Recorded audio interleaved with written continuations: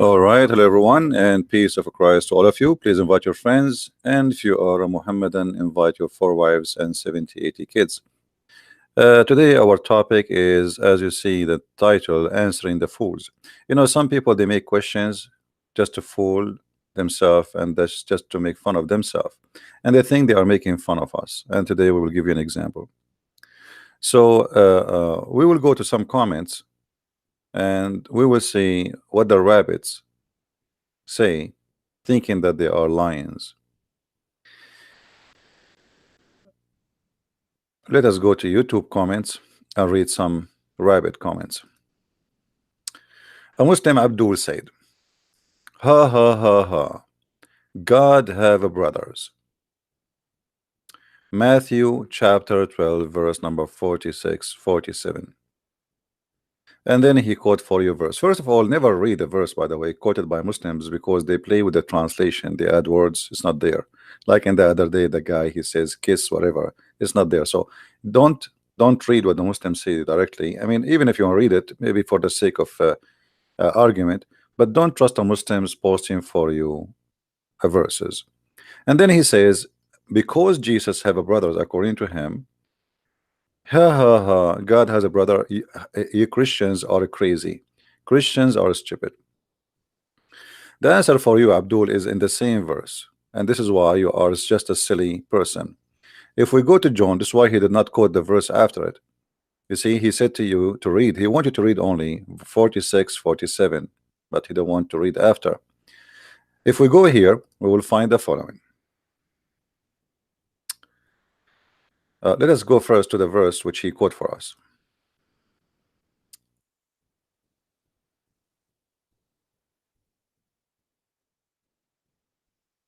And then we will see why the Muslims he quoted only those verses, because he don't want you to read the verse after it.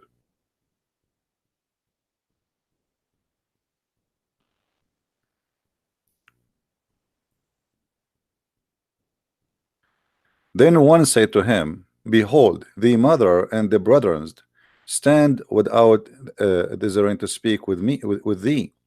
But he answered and said to him, who is my mother? Who is my brethren? And then he stretched forth and his hands, and he says to his disciples, behold, my mother and my brothers. So Jesus confirmed, my friend, as you see, that those who they are waiting outside, they don't present really a brother for him, or even a mother, even though this is his real mother there. The word brother, by the way, does not mean necessarily a brother from from your family. I can say we call each other brothers. So your mother and your brother, those are the ones usually they accompany you. Let us say you're the one you grow with. So those are the brothers, the people they used to see you with them, not necessarily a sibling. And Jesus he make it clear that my brothers and my mother is the one who follow me. Those are my disciples. In the same time, Jesus said in different place and answering you, Abdul. And he said, I am, you are from down below, but I am from above. Who is the one who's talking? Jesus. So Jesus really have no relatives, and he is not a brother or a sister to any. As you see, Jesus is from above, and even the Quran confirmed that. Jesus is the word of God was sent down to Mary. If you go to Quran chapter 9 verse number 19, even the Quran says that Jesus is the Holy Son. Holy Son of who? The Muslims cannot answer. They keep saying to us, the son of Mary. Have you ever a person who is a son of a Mary? I mean, he is a son of who? Who is the father of Jesus? The only way to explain to us how Jesus came to existence, according to you Muslims, is to say that God he sent down to Mary his word, as the Quran says. So Jesus is the word of God which sent down. And that's why Jesus here saying, I am from above while you are from beneath. You are from this earth, I am not from this earth. And he said to them, you are of this world, I am not of this world. So the Muslim Abdul, the same book you are reading for us, trying to prove to us that Jesus cannot be God because it says he have brothers. Jesus, he confirmed that he is from above, he is not like us. And yet the Muslim, they say to us, where Jesus said, I am God, worship me. Can Muhammad says, I am from above and you are from beneath? Can Muhammad say, you are from this world, I am not from this world? What does a statement mean? Except he is saying clearly that I am your God. So when a Muslim he tried to make fun, he just shot himself in the foot, because you just confirm that if you have brothers, according to you, Jesus cannot be God. That's mean Jesus is God in Islam. Why? Because the Quran never mentioned even Mary that she have any husband or she is married to any man.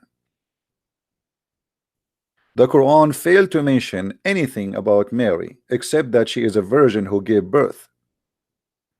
And the Quran and the Hadith confirm that there's only one person who was protected from shaitan. This is your prophet said, when any human being is born, shaitan touching him in both sides of the body with his two fingers, except Jesus, the son of Mary. So shaitan, he touched every born human except one. Now, if you ask the Muslims why Jesus is protected, they give you a silly answer, because Mary, she says, protect my offspring. So if Mary, she have offspring beside Jesus, that means the Quran is wrong, and that means Muhammad is a liar, because here says only one person is the one protected from shaitan. So if what make Jesus God, that he is not having brothers or sisters, that means he is God in Islam. The same argument Muslims they say, if Jesus is God, how God die? God never die, neither in Christianity, neither in the Bible is so clear. What we say that Jesus die, when we say Jesus, the flesh of the man die, but God never die. Even you Muslims, you believe that when a person he die, his spirit still alive, and God is a spirit.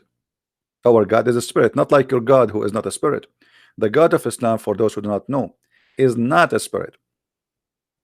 But here what we see in front of us, that Jesus is unique in everything. Even shaitan, he cannot make him sinner. The point here of shaitan touching you is to make you sinner. The sin, this is sin. This is how Muhammad explained how you became a sinner, which is very naive story. That when you are born, shaitan right away he touch you, and that means he transforms sin into you. He transformed the nature of sin to you. So by touching you, you became a sinner. So there's only one person is a sin free, that is Jesus. You just confirmed to me that this is Jesus is God, because there's nobody without sin as a man. Even Muhammad, he says, "Kull ibn Adam khata." Every son of an Adam is a sinner. Every son of an Adam is a sinner. So when a Muslim he making a statement about Jesus, thinking that he is being smart, the fact he just proved to us that Muhammad is a liar, and the Quran is a book of deception, and the Quran miss a big part of the story about Jesus, mention nothing about Jesus, and the Quran claimed that Mary, she never have a man ever.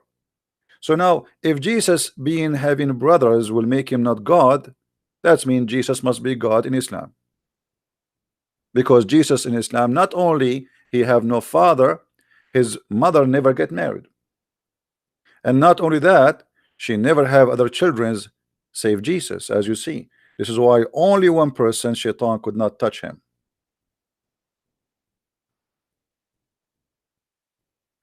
Additional to that, when a Muslim says to us, where Jesus says I am God, worship me, if we use his logic, we will find his logic its own will prove that Jesus is God. Why? Because if Jesus is a son of God, why his father don't save him? This is what they say to you. How in the world his father will let him crucified? That's what they say to you. I will use your logic to prove that Jesus then is God. Because if Jesus is a son of his father, which means the son of God, as you say, and if he is the son of God, that means his father will save him.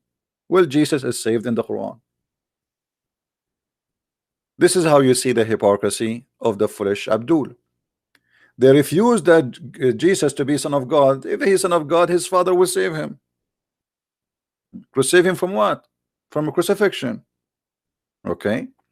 So now, if his father saved him from a crucifixion, that will make him God. Yes, that makes sense now, because yeah, his father will save him, but the Quran says that Jesus was saved. So based on your logic, Jesus is God. This is how silly Islam is. Islam is the most silly, stupid cult. They challenge you, but they don't practice their challenge on themselves.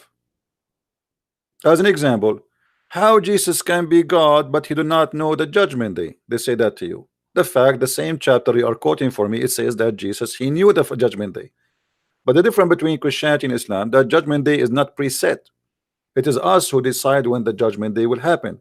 Because Jesus said, when you this, and do this, and do this, and do this, which means the whole world became corrupt, and that will make the judgment day come faster. The faster we corrupt this earth, the faster judgment will come upon us. God is about justice, is not a preset. He gave a chance to every human being to take his full time to practice what will make him believer or not believer. So if we say judgment day is going to be now, this is the final dead time, that's mean we did not give a chance to everybody who lived the same moment. There's somebody he's just 18 years old, and there's somebody he is just 70 years old, and there's somebody he is thinking about believing in Jesus. But when everybody became corrupt, which means the majority of the world became corrupt, and those who they are that said corrupt, and which means there's two kind of people is there. There's the corrupt, and there's the one who are following Jesus. Then the judgment day, there's no between. Then the judgment day will come. So the world will become extremely corrupt, to the point those who believe in God, truly believers, are very few, and then judgment will come. This is what happened in Sodom and Gomorrah. If there is 10 believers there, God will not burn the city. So when the Muslim, they say, if Jesus is God, he should know the judgment day, that means Allah is not God too. In the Quran, in chapter of Al-Qamar, Allah, he do not know the judgment day. Can we practice the logic of Muslims on Islam? Allah in the Quran, in the chapter of the moon god, he says that the judgment day is near and the moon is split. But all of us, we knew there's no moon split, it was just an eclipse, and there's no judgment day come. So it was a false alarm from a false prophet, from a false god.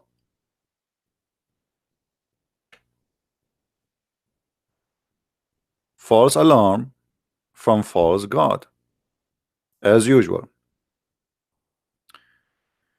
The same rules Muslims, they give it to you to examine Jesus, ask them to use it upon themselves, and you will see how they feel immediately.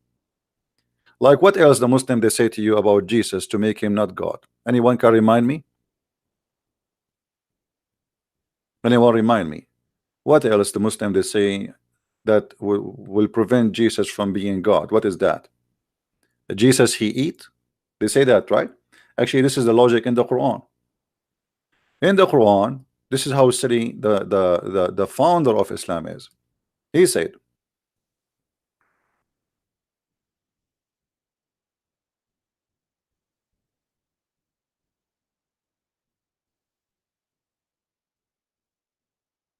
that Mary and Jesus, they used to eat food.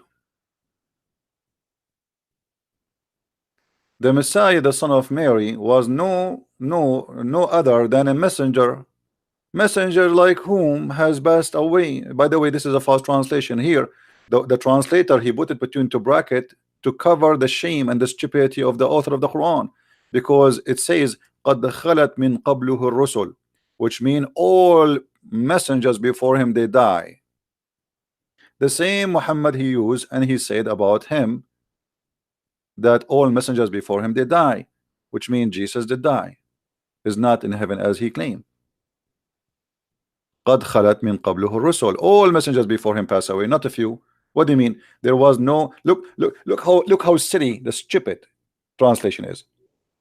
the like of whom had passed away before him. Doesn't say that. It says all messengers before him they pass away. And his mother was stintly women, and they both used to eat earthly food. I mean, come on, how you can believe they are God? They eat food. Here you notice that the Quran is speaking about wrong Trinity and speaking the foolishness of Muhammad, because we Christians don't believe that Mary is God. Secondly, the first miracle Mary she asked Jesus in the Bible is not a secret, that he made the water wine, right? So we know that Jesus he eat and Mary eat. So what is that? I mean, so if Jesus he eat, that will not make him God. Let us make it simple now. So the God of Islam he cannot eat. He's called Almighty, but he cannot eat, because if he eats, something wrong will happen. He will get poisoned. He will die. He might choke. He might not be able to breathe, or he might have diarrhea. I mean, how serious argument is? What does that mean? Are you saying to me that Allah he will die if he eat? If you say to me that he needs food, here we go. Jesus he fasted for 40 days. I want to see any human being fasting for 40 days. 40 days without food, without anything. He have a flesh of a human being, yes, but still he was able to fast for 40 days. Your Prophet Muhammad, when he fasts for 8 hours, but during the 8 hours he suck all the juice he wanted from his wife mouse. Is that right? Look how fast, how good he's in fasting.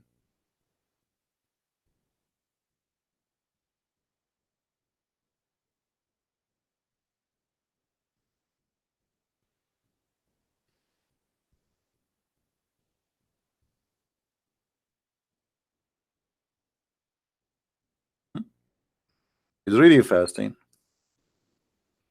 And his wife, she is proud that he have the best testicles in town. But his wife supported she's a virgin. How she knew?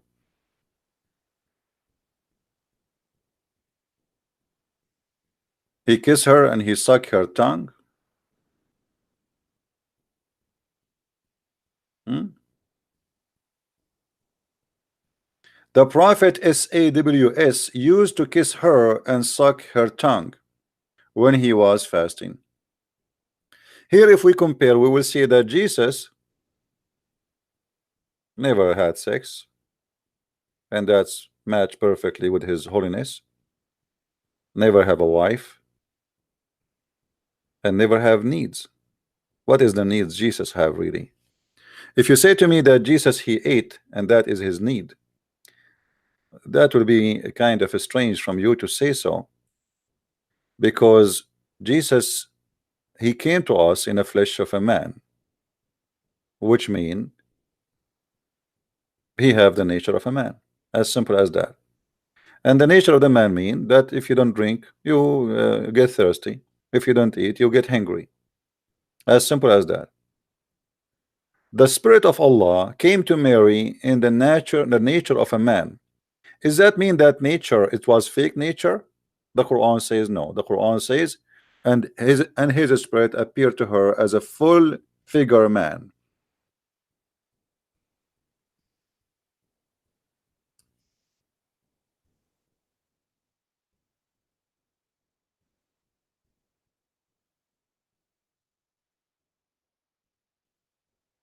As you see here, chapter 19, verse number 17. We sent to her our spirit, and he appeared in the front of her in the likeness of a perfect man. So here Jibril came to Muhammad too. According to Muslim, they say this is Jibril. This is what they say. This is the Muslim saying, not me. They say this is Jibril. Okay, so when Jibril he become a man, does that mean he's still Jibril or he is not Jibril no more? Guys, are you following with me? When a Muslim he mentioned how God he became a man, he is saying that you cannot be man and God in the same time. Correct? This is the point. You cannot be having two nature. This is the whole point. So here we go. You Muslim, you say this is Jibril. Okay, is he an angel now or he is a man? Which means he is not an angel no more. He lost his power as an angel and he is not considered as an angel. So why Muslims are hypocrite? Do you see the hypocrisy? I don't know if you understand what I'm trying to say to you. If the logic is that Jesus became a man, that means he cannot become God, or he cannot be considered be God because he's a man. Well, how Jibril, the spirit of Allah according to Islam, and by the way, there's nowhere in the Quran it says that he is this is spirit of Allah is Jibril, because in different place Muhammad even he called him, even in the Quran, called the spirit of Allah Jesus. Muhammad obviously he is confused like Jehovah's Witnesses. Sometime he think Jesus is Jibril maybe.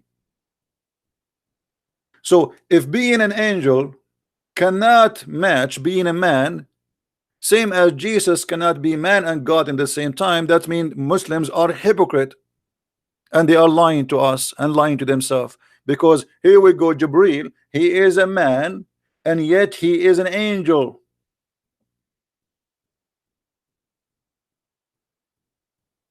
So when a Muslim he says to you how God can be a man, what you as a Christian should say to him, learn how to beat the Abduls from their cult. Don't start explaining to them from the Bible. Don't waste your time. He is not even listening. He's a Abdul. According to his prophet, Shaitan, he pissed in his ears. I can show you the reference. So don't try to explain to somebody Shaitan, he pissed in his ears. What you mean? Get him busted from his book. Are we following, people? A person who Shaitan pissed in his ears, he will not listen. And by the way, I'm not the one who said that.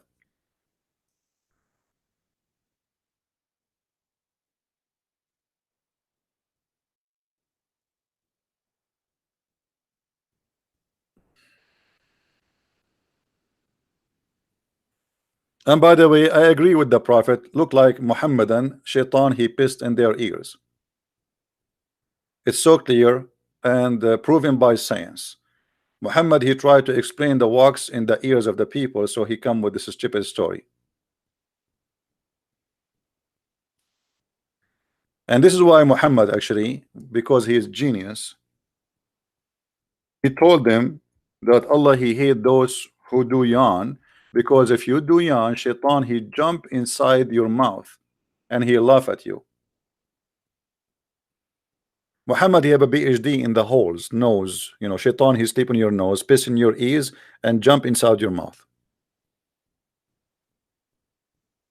And for sure, the Muslims believe in this garbage. Allah, he love those who sneeze. I mean, have you ever heard of a God, he love those who sneeze? Why? So can we say and can we assume that Allah is happy in January and he is sad in July? Because in July, nobody sneeze almost.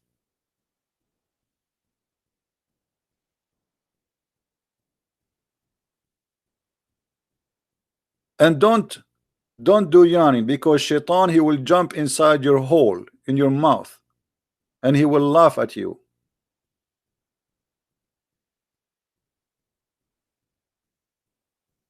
Now going back here, and I challenge any Abdul to post an answer for this. How you say you cannot be with two nature in the same time, yet you accept that the spirit of Allah and you claim this is Jibril is a man and yet it's an angel. Hypocrite, you have no dignity. You have always double standard and nothing new. This is what Islamic cult is about. Everything is double standard. Now, actually, I was planning to go and make a video afternoon, but maybe we will not do it today. We will do it tomorrow. I will change the date because I was planning to stay here for 15 minutes now. Now, as long we are talking about the nature of God, do you even Muslims know the nature of your God? Until now, I ask Abduls Muhammadan, who is your God? Is he a spirit? They say yes. I spank him. He goes search in Google. He come to me after 15 minutes. He says, I found that Allah is not a spirit. Okay, look at this. Allah is Almighty God. He is not a spirit. He is a physical being. So how Allah is God, but yet he is a physical being? Jesus is a physical being. Do you see the stupidity? If you cannot accept God to be a physical being, then how you accept Allah as God, yet he is a physical being?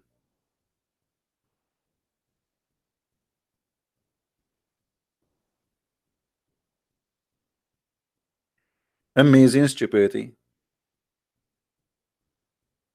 You go on YouTube, search Allah have hand, have fingers, have chin, have mouth, have lips, have ears. Physically. Or what the Muslim says to you, we cannot compare, brother. We cannot compare between them, brother. We cannot compare. What do you mean you cannot compare? Compare? I can't compare, because simply the second you say that Allah he have a hand, he just compare that. By giving that part, that name, he just compare. It is not me who compare, you idiot. If you say that Allah have a hand, by saying that you compare. You are using our terms and conditions for parts. When we say a hand, it means something have fingers and we can grab with it. The dog does not have hands.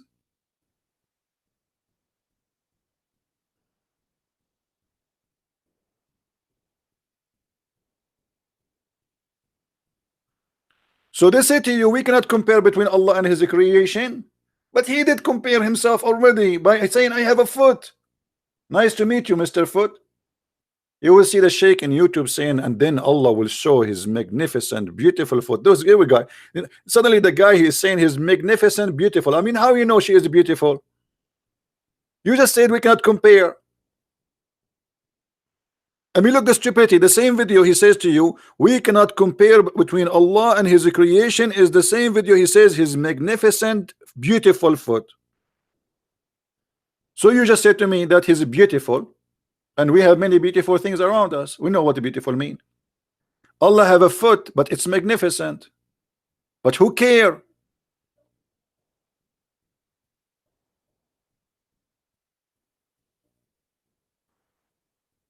Muslims do not know even what they are talking about. And by the way, Allah himself is an idiot. When they ask Muhammad, what is the spirit?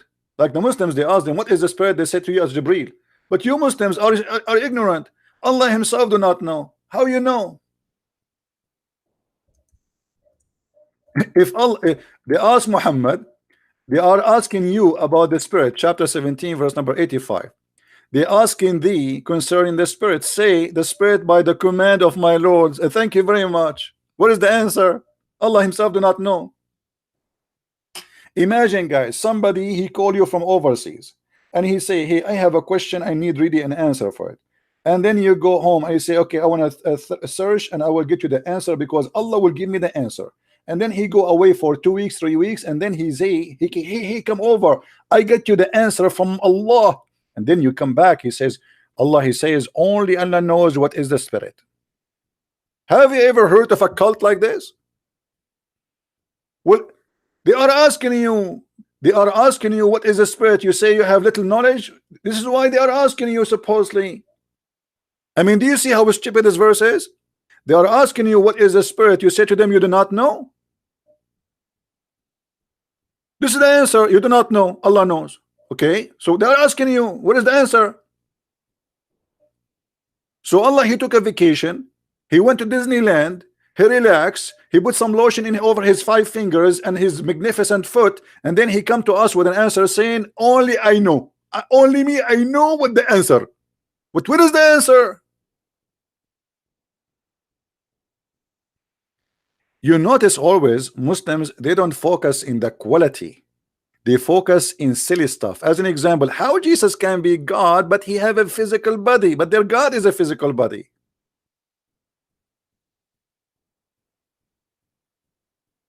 Not only is a physical body, there is 2 Allah.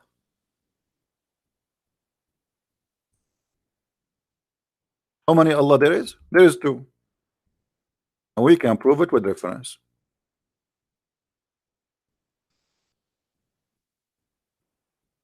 Read it. And don't tell me this is weak. This is Sahih al-Bukhari, and this is your Islamic website, and this is your translation. Nice to meet you.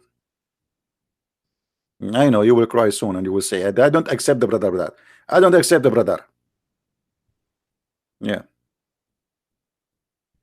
It's not up to you to accept or not to accept. We are here to get you busted.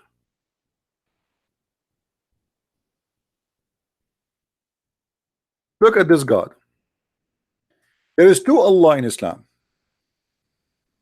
Allah will come to them in a shape other than they knew and will say, I am your Lord. And they will say, we kick your ass, you are not our Lord. We spit at you. Get out of here. Do you see it? Abdul, do you see it? Okay. So now let us think about this. Allah, he changed his shape. This is not his original shape, obviously. To the point the Muslims, they get disgusted, like they want to vomit.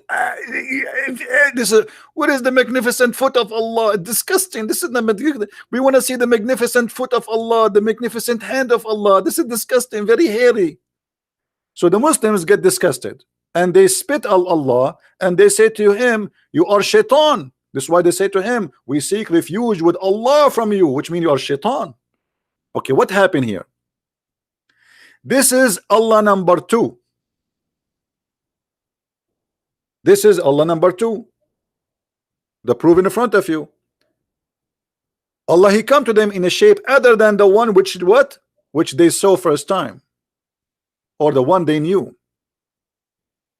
This is different shape, different Allah, new Allah. So now we have two Allah. We have Allah the new shape, we have Allah the old shape. Allah the new shape will be rejected. Allah the old shape will accept it. This is why here it says after that, and then Allah will come to them. They say to him, when Allah come to us, or our Lord come to us, we will recognize him. Then Allah will come to them in a shape they knew, and they will say, I'm your Lord. And they will say, no doubt, Abdul, no doubt, you are our Lord. So we have two Allah. Allah with the shape number 1, Allah with the shape number 2. Which one of you worship? Obviously you Muslims accept shape number 2 if we go by order here, and 1 if we go by the logic. So Allah shape number 2 is the one you worship. Allah shape number 1 is the one you reject. So based in your Prophet teaching, you have two Allah. Because now what happened to Allah number 2? Question to the Muslims. When Allah became the shape of Allah number 2, what Allah did to Allah number 1? Are you guys following with me? Are we following? What happened to Allah number 1? Did Allah shape number 2 killed Allah number 1? Did Allah put him to sleep? What happened to him? There's two Allah. Based on this is Muhammad talking, not me. When you say to me, Allah, he come to them in a shape other than what they knew, what does that mean? Allah, he go inside the new body? Like a demon?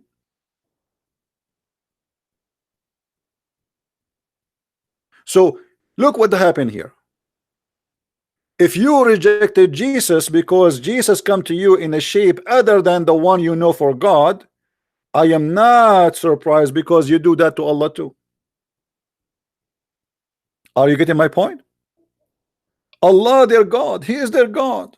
They bow down for him 5 times a day, and many fart come out, and gasoline, and disaster drama. You know, you put your head in the ass of the one before you, and the one behind you put his head in your ass. All of this, and then yet Allah, he come to them just because he changed his shape. The Muslims, they spit at him, and they say to him, you are not our Allah. And then Allah, he go home. I came to them in a shape they don't like me. I have to go back now to the old shape. So Allah now, he go back to the old shape and he come to them. how silly, how stupid the story is. And what the point of this story? Anyone can tell me what is the point? Let me explain to you how stupid the story is. If Muhammad telling us from now what we will say, Muhammad is telling us now what we will say. He told us 1400 years ago. So what the point of this story? There's no surprise. If this is hide and seek, Muhammad, he burned the surprise. If the point is Allah will come to them in a shape which they will examine, he will examine their belief if they will worship someone else. Will you burn the surprise? They knew that Allah will come to them in the shape. So now why I want to say to Allah, you are not our Allah, if Muhammad said to me already that this is Allah but he have a new shape? Do you understand, guys, what I'm saying? Why a Muslim, after he read this story, why he will reject Allah if he come to him with a new shape? Muhammad, he just told him he will come to you in a new shape.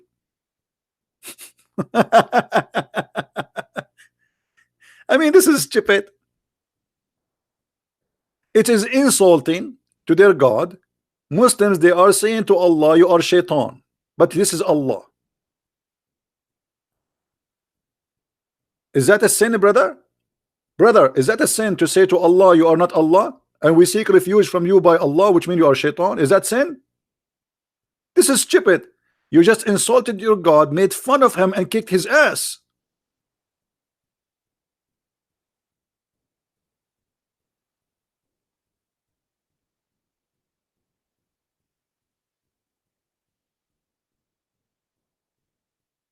So the Muslims, Abduls, they are very confused about this God. They do not know who is he. If we ask a Muslim what Allah mean, they do not know. What the meaning of the word Allah, they do not know. You see articles saying to you mean the creator. Big false lie. There's nowhere in Arabic it says Allah mean the creator. First of all, this is not an Arabic word.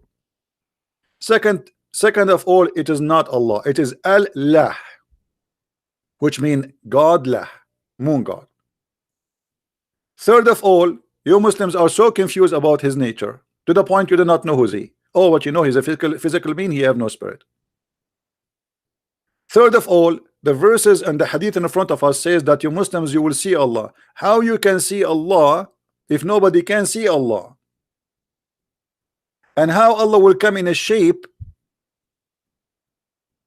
other than the one you know, as Muhammad saying, that's mean you know Allah's shape. Who is the Muslim can draw a picture for us for Allah? As long you know it, guys. Does it say that? Read with me. Muhammad said Allah will come to them in a shape other than they know. What the shape you know? Either Muhammad is making fun of you, or you have to tell me what the shape you know.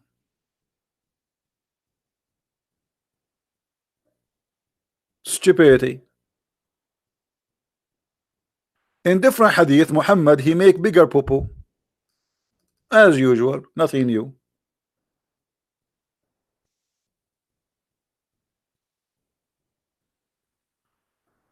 In the translation, they say that Allah will come to them in the nearest pictures that they know. The Arabic doesn't say that. The Arabic, it says He come to them in the picture which they saw first time.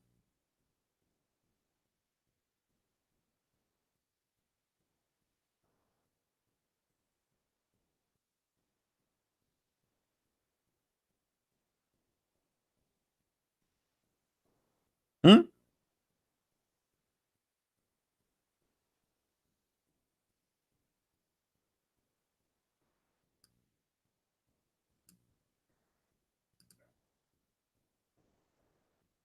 Read carefully with me. في أدنى صورة من التي رأوه فيها. The one they saw him with it. Lying in the translation. Liars.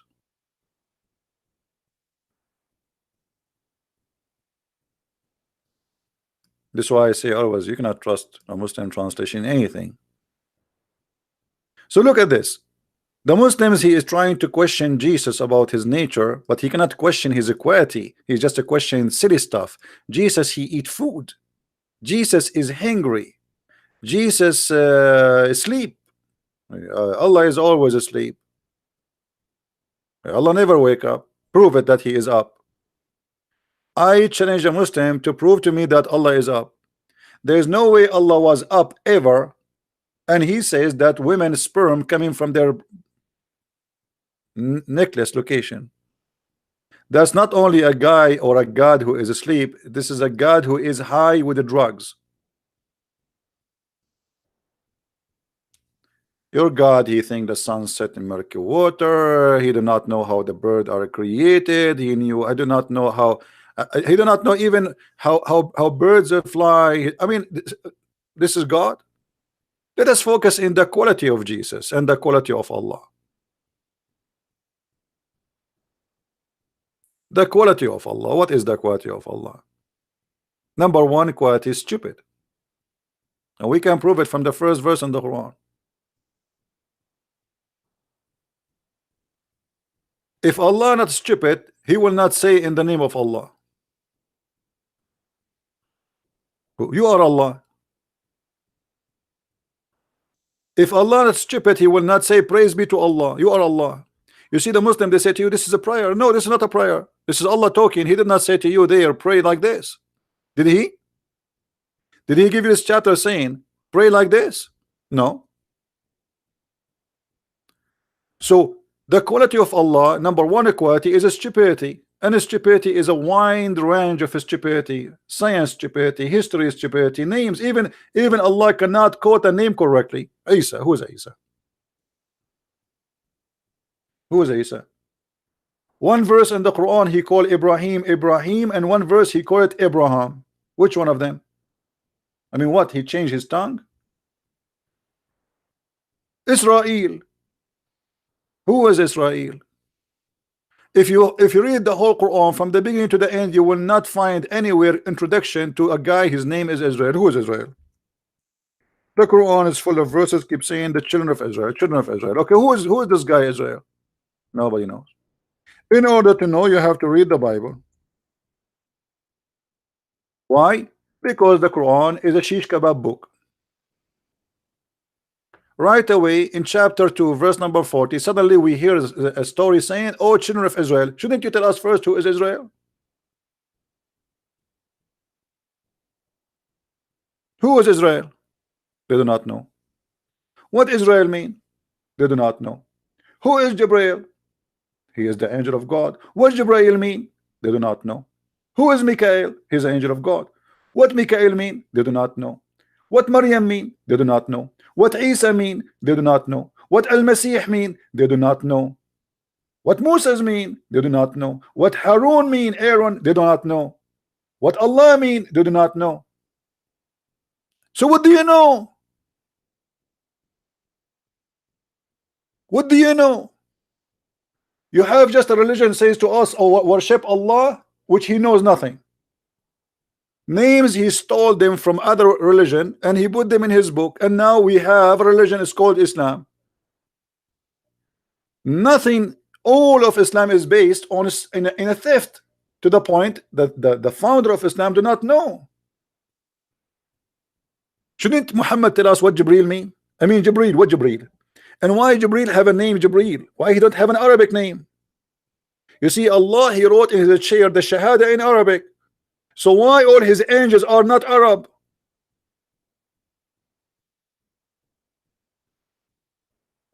Guys, do you understand what I'm saying? Do you remember the story of Adam? When Adam he sneezed, Allah he says to him, bless you.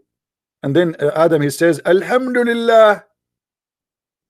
Adam he speak Arabic. When Allah he forgive Adam, who remember how Allah forgive Adam?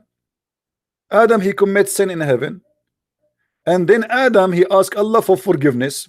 He said to him, please Allah forgive me for the sake of Muhammad. Allah look at him and he opened his eyes like a frog, and he said to him, brother, how you know that someone is Muhammad and yet he is not born yet? Adam he said, Allah, when I sneeze I look up to the chair you have and it says there is no God but Allah and his prophet Muhammad. So I know that he is a very, very close person to you. Adam is born, he speak Arabic and he read Arabic.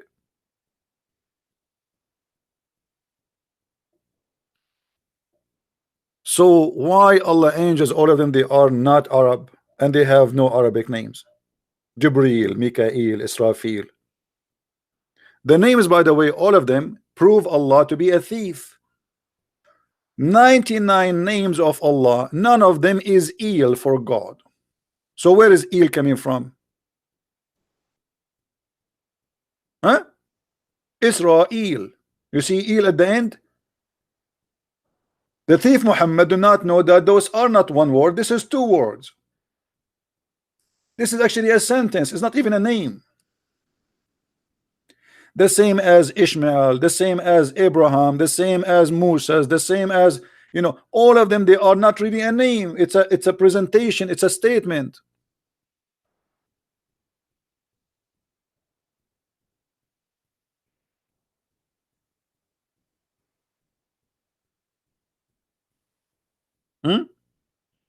What Israel mean? Is your God Allah, his name is El, Muslims?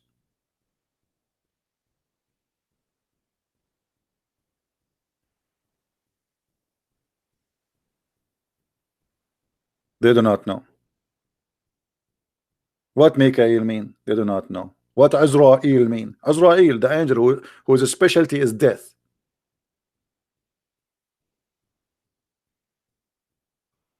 And by the way, the one thing I like about the angel of death in Islam, that he is weak.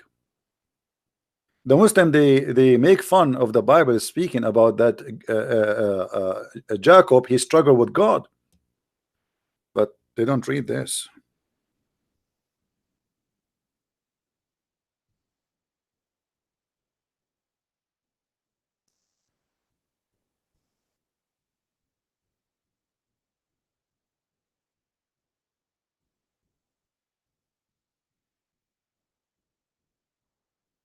Let us see the hadith.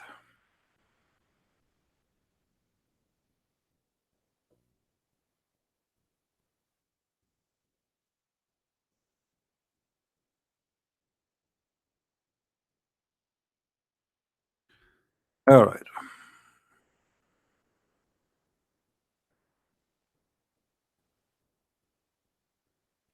Read this hadith with me.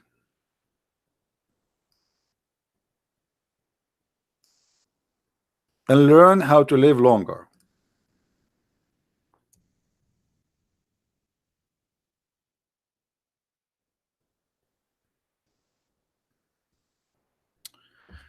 Sahih Muslim. Abu Huraira, the father of the cats, reported that the angel of death was sent to Moses. Sent to him to do what? To take his life from him. All right? To inform him that his Lord summons when he come. Moses boxed him. And his eyes was knocked out. The angel of death came back to Allah and he sent to him, hold on, I need to explain the story in better way. Excuse me, you might not understand my English, so I have to switch to Urdu. Brother and sister, the Prophet said that Allah Almighty, he sent his angel Israel to take the soul of a prophet put upon him, Musa. And when the angel arrived to Musa, he had a black belt, and he started boxing him like bish, bish, bish, bish. And the poor angel, he have no match. He is no match to Musa because Musa is very well trained. He went to the Kudi, he went to the training center. He have a black belt, he have yellow belt, he have all kind of the belt, but he don't have underwear. And the brother and the Jibreel, he was there watching. It was like a match between two mats.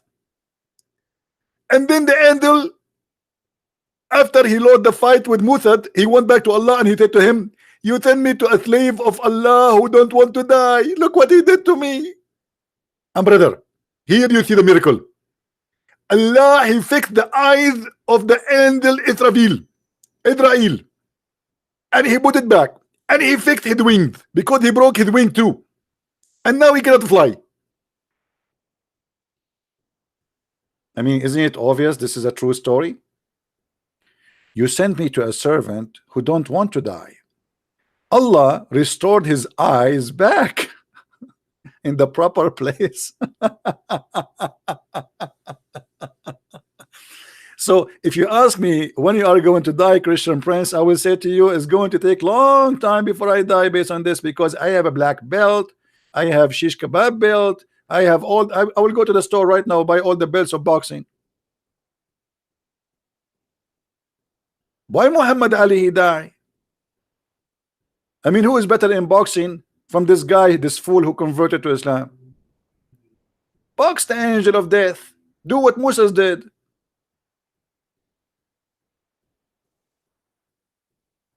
So when a Muslim try to question you, he is just making fun of himself. Let me show you another quotation in YouTube from this Abdul. Then he said, after he said Jesus have a brothers, he said, the God of the Bible gave David his master wives. The God of the Bible gave David his master wives. The verse there, my friend Abdul Potato, it says that God saying to David, I gave you all the kingdom of Israel. Read it. Even you posted, you idiot. Which means all the glory of the kings before you, you've been given. But David never have any of those wives for his own. So you have now the control of everything. His kingdom, his throne, all of Israel is yours. And I will even give you more. However, did your prophet says that Allah will give him the wives of other men? You see, you are the one who brought that yourself. Your prophet says that Allah, he promised him to have women, which is really, really crazy to wish to have. Muhammad, he claimed that in the heaven of Allah, he is going to have sex with those following women. Allah will marry him to marry the mother of Jesus. God gave women to David. Look at your sick prophet. Women who pass away long before him, still he will sleep with them. Who are they? Listen carefully. Those are the list of women Muhammad, he will sleep with them in heaven. And some of them he slept with them already. Is it sufficient for you among the women of mankind or Maryam? Muhammad, he claimed he is going to have sex with Maryam. This is how filthy crazy he is. Yes, he is. And then Khadija, his first wife, and then Fatima, his daughter. Muhammad will have sex with his Fatima. Now the Muslim, they say, hold on. It doesn't say he will have sex. What do you mean it doesn't say? It says, isn't it sufficient for you women? And he count the women, and those women, they will sleep with him. Maryam and Khadija and Asiya, the wife of the Pharaoh, and Fatima. Why Fatima is there? Is Fatima owned by Muhammad? So look at this. Actually, if you have my book Sex and Allah, you will see Muhammad, he says to his wife Khadija in the bed of death, he said to her, send my greeting to my wives in heaven. Send what? Send my greeting to my wives in heaven. She said to him, Muhammad, did you marry women before me? He said, no, but those are women Allah promised to marry me in heaven.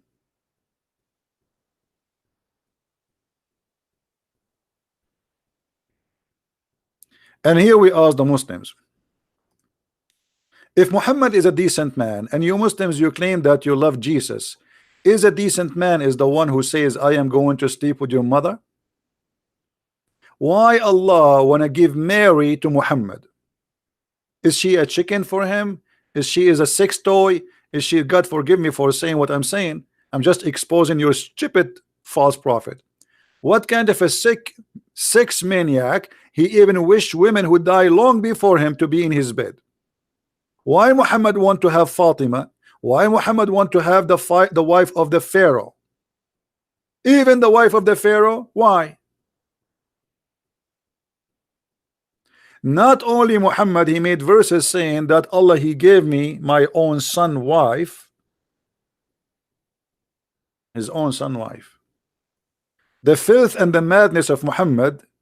Muhammad is like Hitler. He thinks he's so great, and he fabricated stories that God will marry me. Who is the most great woman in history? Huh? Mary? Allah will marry me, Mary. Mary, she will be in my bed. Fatima, she will be in my bed. Asiya will be in my bed. The wife of Pharaoh will be in my bed. That is a sign of sickness and illness. Isn't it enough for Muhammad, the women who have already? And look, the Prophet said, sufficient for you, women. Sufficient for you. Who are you?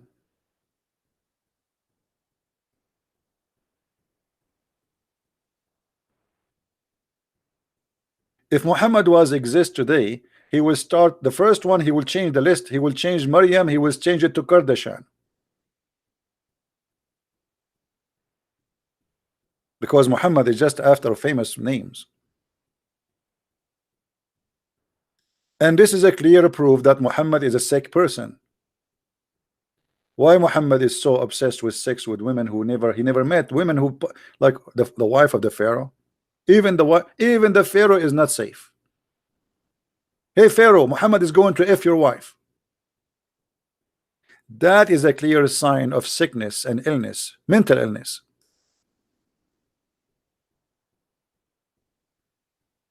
Right?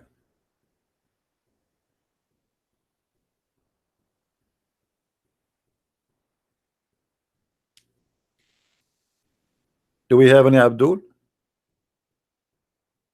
Isn't sufficient for you? Sufficient, brother, sufficient for you among the women. Well, who are you? Allah is this is why Aisha, she knew that Muhammad is a perverted man. He is not a prophet of God, and he cannot be considered a decent man. So she said to him, Inni ara rabbuka yusari'u ila hawaka ya Muhammad. I see that your God, he rushed into your sexual desire, Muhammad. Aisha is not a fool. Your God, he rushed into your penis desire. The whole point of Islam is Muhammad, penis and pocket. It's not about God. That's why Muhammad, when he says attack the Roman and get the blondie girls, he did not say attack the Roman to spread Islam. He said attack the Roman so you can get the blondie girls. This is the agenda, and this is the target. Al-khumsu lillahi wa rasuluhu. The fifth of every booty is for Muhammad.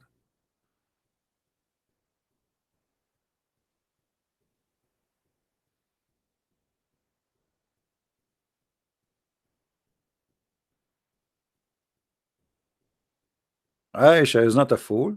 She noticed that this guy, when he wanna have sex with somebody, he make a verse.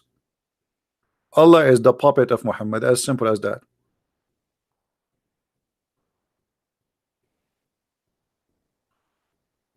What else? All of Islam is based on the booty.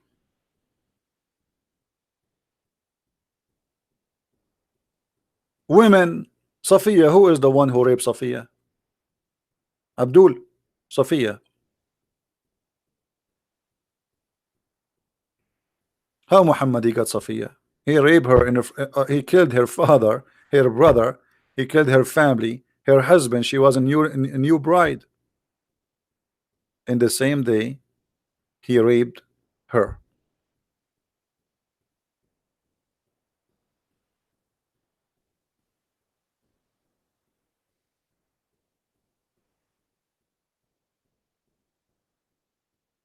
Do we have any Muslim here?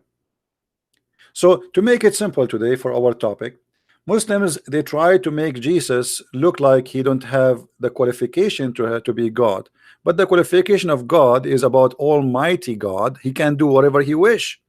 Allah don't have the qualification. The only qualification Allah he have is a stupid statement he say here and there, where he claimed that the sun set in the murky water, where he says that the person, the human being, was a sperm, and then the sperm became a congealed blood. That is a qualification of Allah, which means he's being a fool. When Jesus he speak, he is a very extremely wise. He is sin free. Even Quran chapter 19 verse 19, it says it clearly that he is a holy son. Holy son of who? Holy son of who? Muslims don't have answers. Jesus is the holy son of who? Mary? Isn't it the Quran forbid you from calling people by their mothers? You call them only by their father?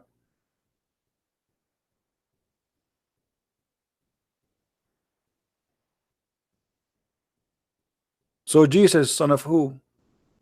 He is the holy son.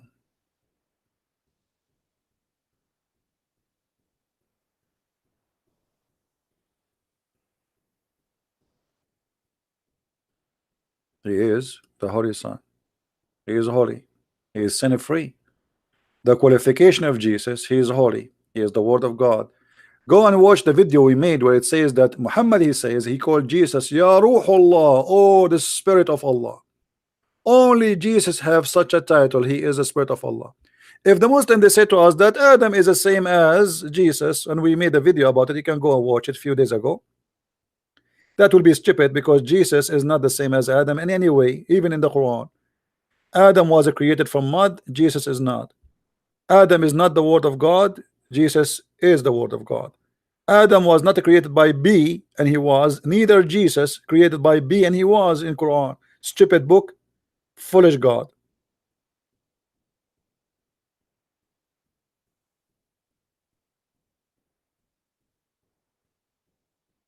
This is why I cannot take the God of Islam seriously. Very silly religion, very silly cult.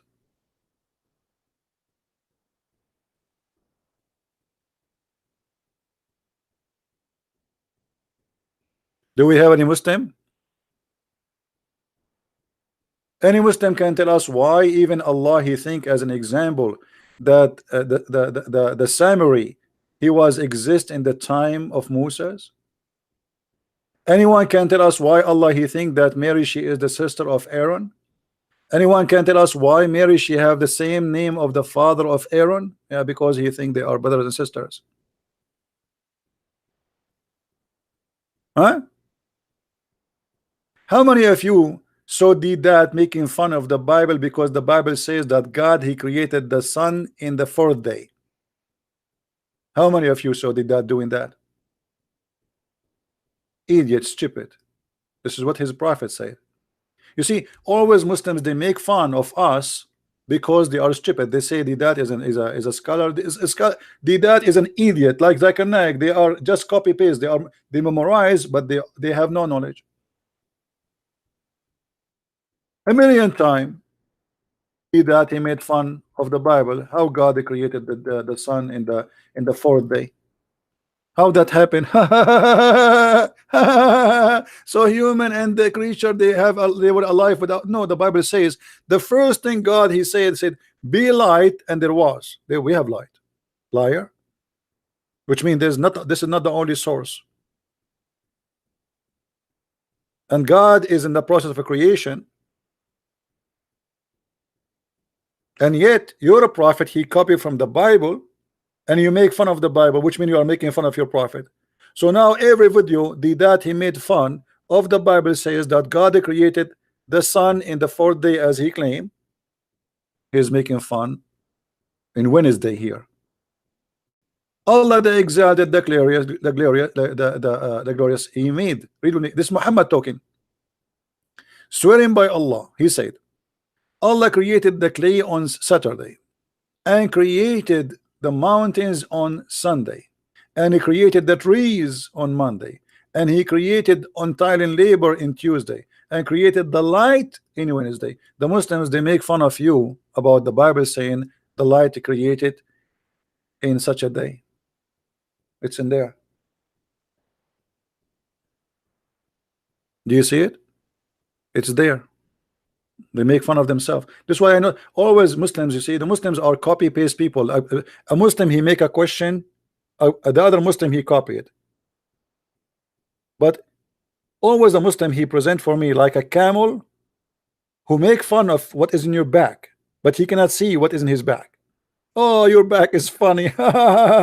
You know, the same as Jesus said, before you make fun of your brother, or speak about a little tiny piece of wood in his eye, what about you see the big tree in your eye?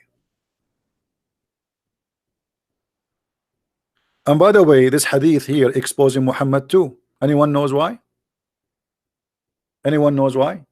How this hadith exposing Muhammad to be a false prophet again? And this is Sahih, by the way. They cannot say it's weak. This is Sahih Muslim. Why this hadith exposing Muhammad?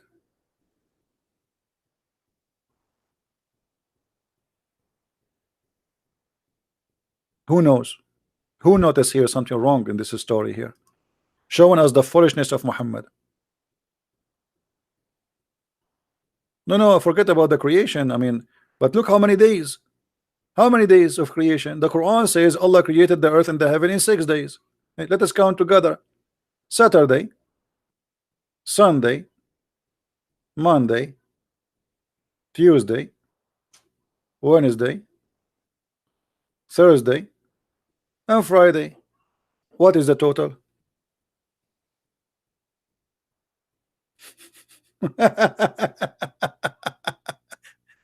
How the Quran says Allah created the earth and the heaven in 6 days, and here we have 7. No, here we have 7, not 8. No. There's different verse in the Quran. There's 2 verses in the Quran. One says 6, one says 8, right? But we will go with the one for 6, or we can go with the one for 8. But anyway, it doesn't match any of them. Stupid. This is what happened when a person is a false prophet. Here we go. Muhammad is counting for us the days of creation. So now they became 7. And what we will do now? This is Sahih. And Allah created Adam a Friday afternoon. And by the way, when Allah was creating Adam afternoon, do you know what happened? Anyone remember? Adam, he said to Allah, finish me before the sun set. Which is hilarious. I mean, Adam is just in the process of making, and now he knew that the sun is going to set. How does this guy know the sun set? And the funny, by the way, the Muslims, they have articles saying the Quran, when Zakir Naik, he made a speech. Brother Sitter, in the Bible, it said that God created the earth and the heaven in 6 days. In the Quran, it's used the 6 days, but it means period. It's not about 6 days at 24 hours. So it is 6 period, and it's millions of years. Look at the liar. I mean, look, what a liar. Here we go. Your prophet saying Saturday, Monday, Sunday, Tuesday, Wednesday, Friday afternoon. And then they say that this is the mistake in the Bible. In the Bible it says 6 days, but in fact the Quran says 6 period. 6 period? You are the one who have a period. And you better put a diaper.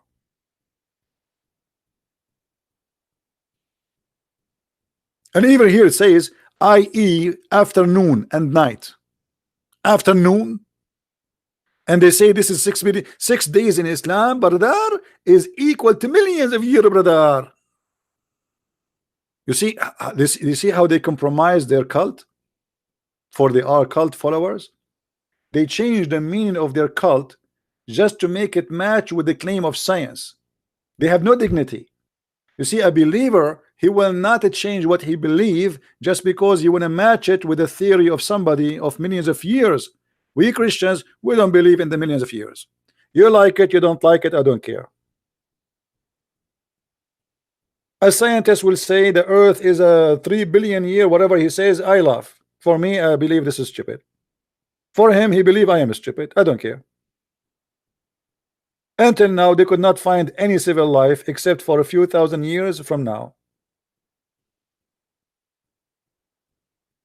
And it's going to be funny to say to me that the earth is millions and millions of years, and yet you have no history of that.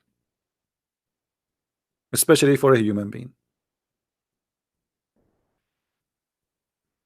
So they lie about everything in order to deceive you. They make fun of things it is written in their book because they do not know Obviously, Zakir Naik do not know what's written in his book. They do not know, either he's lying or he is just ignorant. Choose one.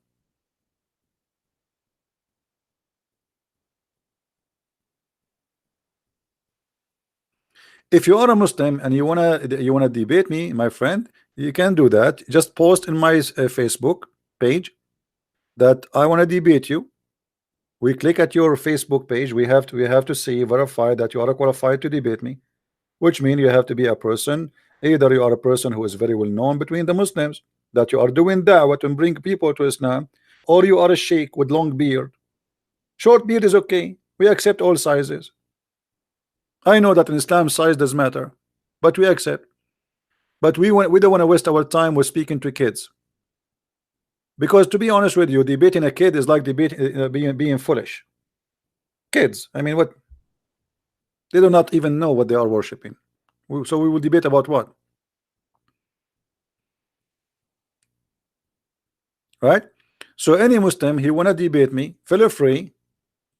You can go and post in my page in Minds. Post your page in Skype. Sorry, in Minds. Tell me this is my page. Or you can go to my page in Facebook and tell me, here we go, I want to challenge you. Post there. I click at your Facebook, that will be easier. We verify who you are, that you are a person who is worthy of debate, and I will be happy, and I will ask you for, you know, when you post in the our reply to you says give me your Skype. Actually, you can, don't waste your time, just give your Skype. If you are worthy of debate, I will be happy to debate you. All right.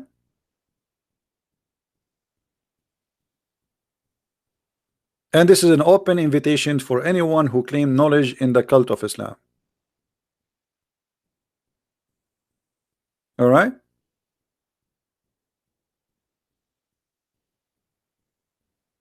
No, because my Skype became a crazy. I mean, I open Skype is like I get every day, and there's many people, they are silly. I mean, hi, hello, how are you? I mean, it's endless. So we will not do that no more. Anyone want to debate us, you are welcome. You have to be qualified, a sheikh, an imam in a mosque, a person who is doing, let us say, da'wah. He have a lot of people, he make videos, etc. He claim to have knowledge, that will be fine for us. Soldier of justice debate you about what? Soldier of justice, what do you know about what is your knowledge? Give us your Facebook, soldier of justice.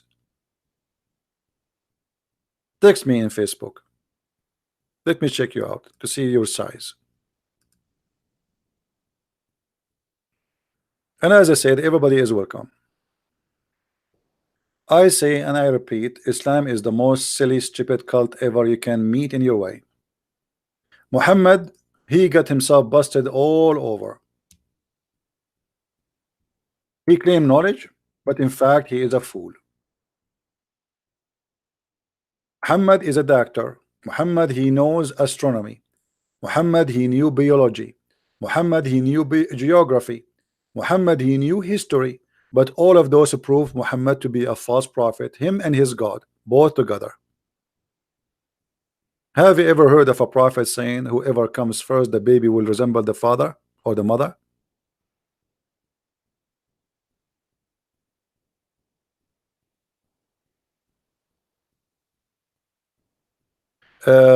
Slick Star, let me tell you how stupid what you are saying. I have my Skype open for the last 2-3 years, and you potatoes don't dare to call me, and now you are saying to me open your Skype, you coward. 3 years I have tons of videos answering Muslims, and you will not waste a time, you idiot. You are in the internet just the same as you are posting here. Post it in Facebook. Let us see who you are, so we can laugh. Because you see, when you post in Facebook, we will make you famous. We will make you famous. You can't get away with it. After you get busted, everybody will laugh at you. And I love to make you famous. And this is what you are scared from.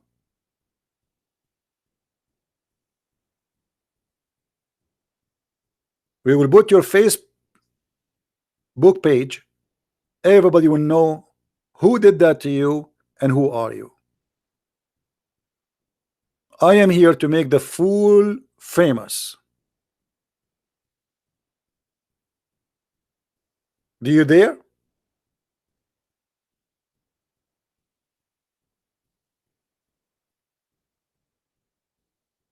Any Abdul?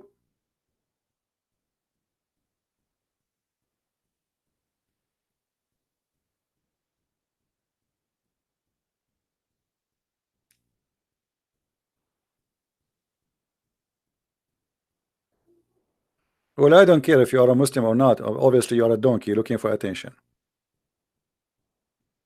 Get out of here. He's not even a Muslim. If you want to hear me talking to Muslim kids, I have 1,000 of videos Muslims calling me. Go to mommy. Don't forget to get some milk.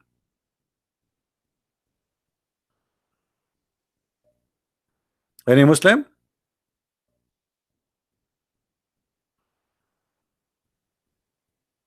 Any Muslim have the courage? Who is a Muslim have the courage? We want to make you famous. Anyway, we will leave that challenge open to any Muslim. You know, we challenge all those kids who claim to have knowledge, like Mimi Hijab and his nurse Ali Dawa and Samshi, and you know, and none of the coward dare even to say hi. And my videos all over. All of them, they want to debate David Wood. Yeah, and they want to debate about the Trinity. All of them, because they are cowards. Zakir Naik, you don't dare. Nu'man Khan, you don't dare. Potatoes. I cannot give you a better title.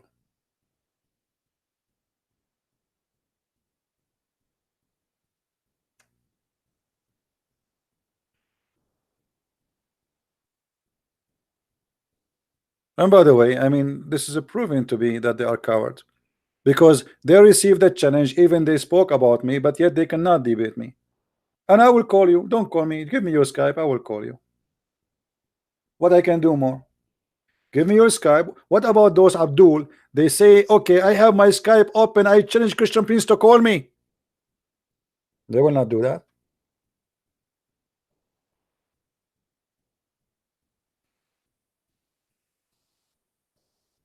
Right? Anyway, we will not keep you long here. Please don't forget to download the video. And if you have orgasm in the coming future, soon future, don't forget, if your wife is better look than you better, my friend, to let her come before you, because the Prophet, Dr. Muhammad, he is the best to know what will happen next. You better not to have orgasm first, otherwise your son will look like you. And that means if you are ugly, your son will look ugly.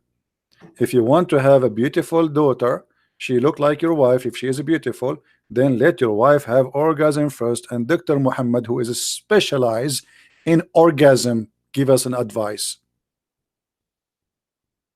I mean, this is alone is a proof to me that Muhammad is a prophet of God. Do I need to read more books? And by the way, is that Sahih or this is weak? Sahih. So what we will do now? It is Sahih.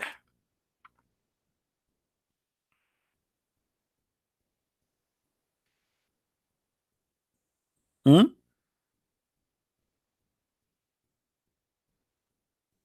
It is Sahih.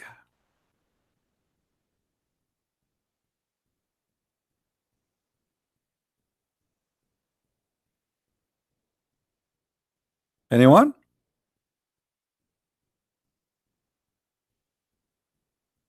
You know, the funny, the Muslims, they say to me, you are a liar, but nobody is calling Muhammad a liar. I mean, look at you. They make videos about Islam and science, Quran and science. Okay, make videos. What about the Quran? The Quran says that you are a sperm and then you will become a dead blood.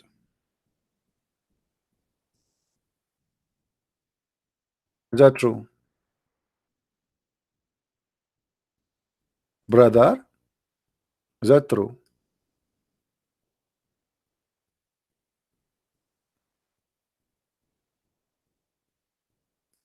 The sperm transform into a congealed blood? That is science. Who is talking Allah? Soon the Muslim they will say this is a weak hadith. This verse is rejected.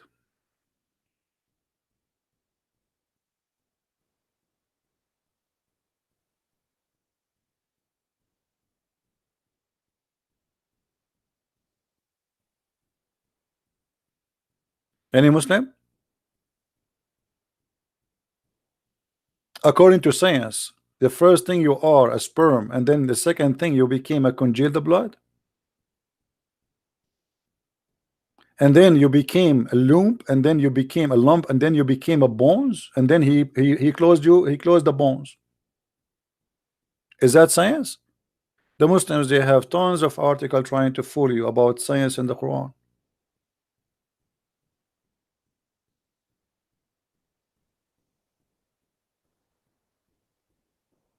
Anyone?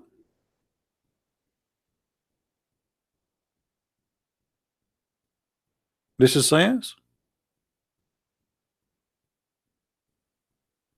Hmm.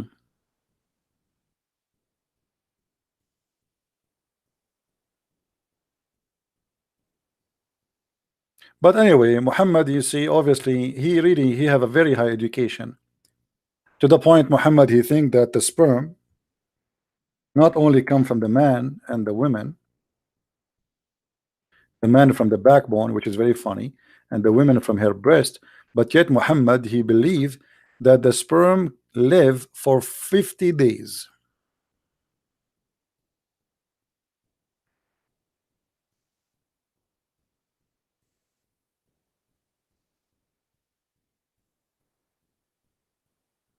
Which one is lying? The doctors or Muhammad?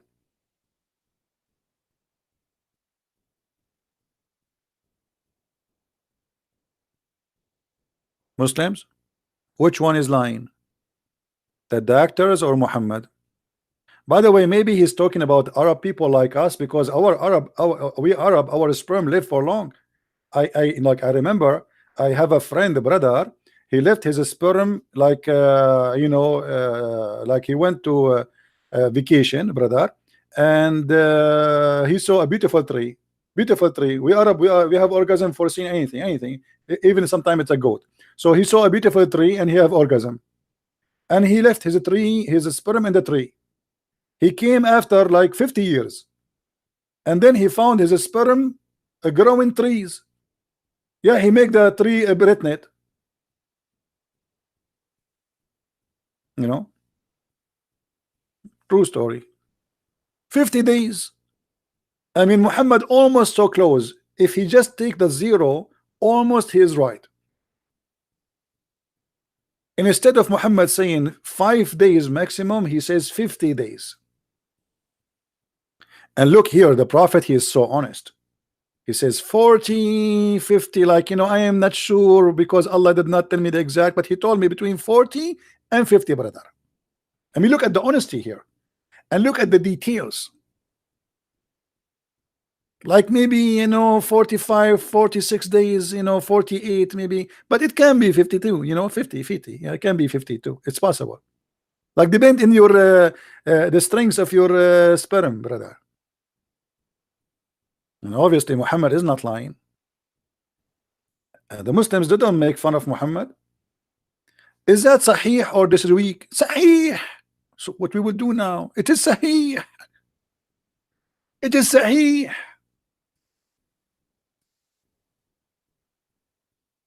And the funny, according to Muhammad, the last stage in the creation of the baby is male or female. The last thing at the end, like Allah now, the angel, he asked Allah, make a nose here or make a hole. The last thing, make a vagina or make a penis. But according to science, this is the first. This is decided even when it is a sperm. This is not the last stage. According to Muhammad, this is the last thing. Allah? What do you want me Allah to do now? Make it a male or a female? And by the way, why the angel is the one is asking Allah male or female? He is the one who's creating the baby, or Allah? So look like Allah, he sent the angel inside the vagina of the woman, and he's working inside. Like, okay, now we cook him. Now we cook the sperm, brother, and we make it. We will keep the sperm going in a trip journey Disneyland for 50 days, and after that we make it a congealed blood.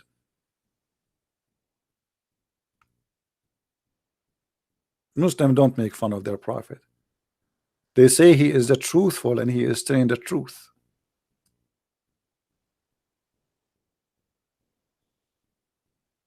Hmm?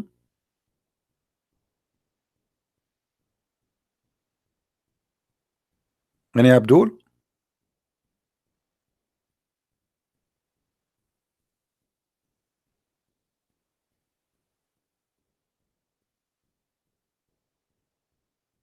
Yeah, the word resemble the parents is about male or female. The Muslim, they might try to say to you it doesn't say that, but it's about a male and female. We can prove it. Actually, I have a video about it. You can go and watch it.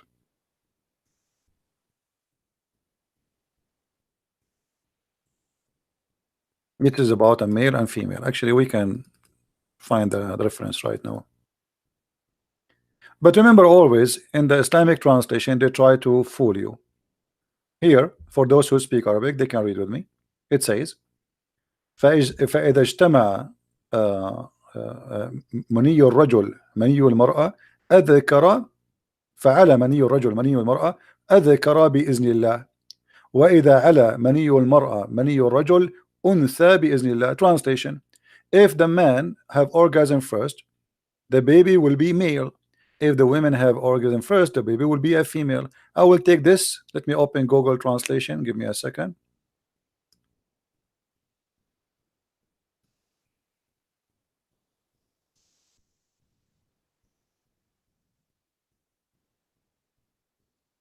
We have to use Google Translation because we know. I mean, what we can do? You guys don't speak Arabic. And the English translation, they try to hide it. So I will copy in the front of your eyes. Here, read with me. Copy, and then we go to Google, paste. Where's Google? Here we go. Here we go. I'm pasting exactly the same sentence. Translation. Here, like you know, the translation is really funny. If a man his orgasm came first before the women, and if the women better, I mean, translation is really horrible. What the heck is that? The word many translated as from, or you know, which is a sperm. Let us see what we can do. Even the word does not, like, you see here it says, so is the baby will become a female or a male. You know, here it says a male and then it says a female, but in the translation it's come really funny. I don't know why. I mean, Google is really stupid. If you go to the Arabic the English translation made by the Abdul, you will find that they hide all the story. Let us see. Look what the Muslims add. The Muslims add between the bracket chromosome. Chromosome. Muhammad, he was saying a chromosome. So look how they fabricate. They ask him what make the baby male or female. He said the women water, not substance, water. The man water is white and thick, and the women water is yellow and thin. And here look, the both I ovum central partition. This is a lie. This is about the women liquid in her vagina when she have orgasm, and we can show from the other hadith. And when they have sexual intercourse, if the here the translation, the male substance doesn't say that. If the water of the man come before the water of the women, the child will be a male. Here look what they say. They make it a chromosome and genes. Do you see it? You see the liars? How we can get them busted easy? Go to the other hadith.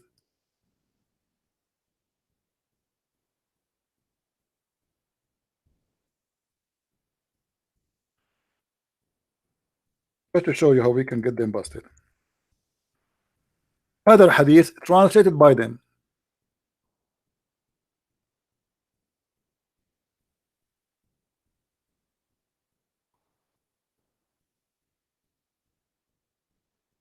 A woman, she came to Muhammad and she said to him, if a woman she see a liquid in her vagina, should she wash? So this is a liquid not about the chromosome, this is a liquid in her vagina, she have a wet dream. Muhammad, he says, yes, you have to wash if you see a discharge, if she sees that, something you can see. Then his wife, she said, does that really happen? Which means, does the women have a discharge? He said, yes, the water of the man is thick and white, the water of the women thin and yellow. That is what she see in her vagina. All right. And here you notice Muhammad comparing between the white thick sperm of the man and the white and the yellow thin water of the women, which is a sperm. And this is exactly in agreement with the Quran, chapter 86, verse number 6 and 7. A woman, she came to the Prophet, says, in the case of a woman, she must take a bath. So Salim said, I was, etc. You know, blah blah blah blah. You know, she saw a wet dream. Look what he said to her. He says, well, otherwise, how can a child resemble her? The man discharge, i.e., sperm, is thick, and the women discharge is yellow. Do you see it says discharge? The one who asked me, do you see it says discharge? This is discharge, not a chromosome. So Muhammad, he claimed the one who decide the gender is the one who discharge first, and he described them. So when the Muslims in the other translation, they try to fabricate a translation and add a chromosome, they are trying to hide the shame and the stupidity of their prophet.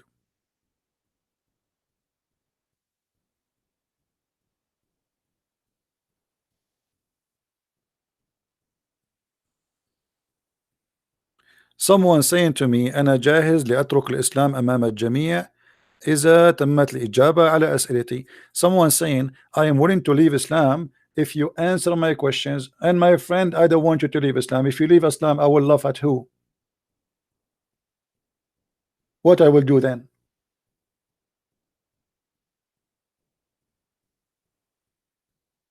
And look how stupid you are. If you are really a Muslim, you should know that according to Islam, Allah is the one who decides if you will leave Islam or not. You Muslim believe in destiny. So why you are saying to me, if you answer me, I will leave? This is against your belief. Don't you believe in Allah destiny? That Allah, He made you do what He wants you to do? So it's not me answering the questions. Silly. Either you are a Muslim, you believe in Muhammad saying what he's saying, or you don't make a stupid challenge. Is it your God? He says that Allah, even when you are a sperm, He says you will be believer or not believer. A sperm, you are not even sperm yet. Absolutely, I'm not nice. I'm an Arab.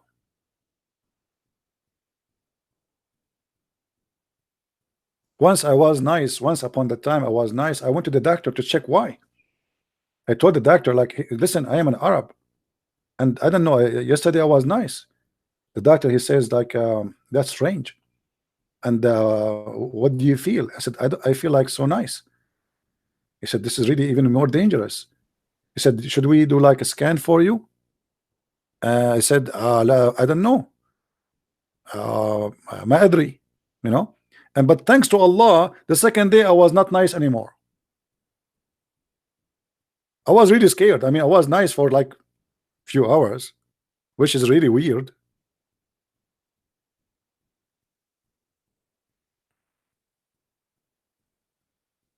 Anyone? According to Islam, Allah, He made you bad or good before He created you. Actually, the hadith we were reading a second ago, it was saying that. Read with me.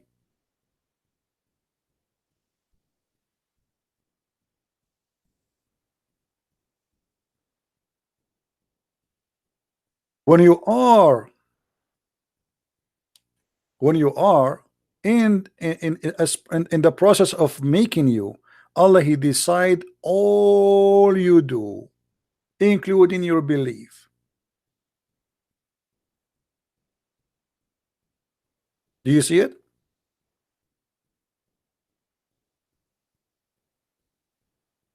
And this is why Muhammad, he says, a person, he might do the work of people of hellfire until there's a distance of 1 cubit between him and hellfire, and then what is written by Allah will take over and he will go to heaven. Do you see it? It's destiny.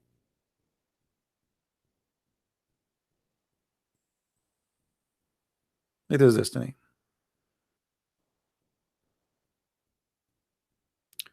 Maybe this guy is serious about leaving Islam. Yeah, okay, I will call him. Post for me right now in Facebook. I will check your page, post your Skype, we verify you, and we will make you famous. Is that fair, guys? I accept anyone who is a person who can be real. Just post in my Facebook, Christian Prince. I challenge you, and post your Facebook, post your Skype, sorry, and I will call you. You don't call me, I will call you. I want to make you famous. Do you have the courage?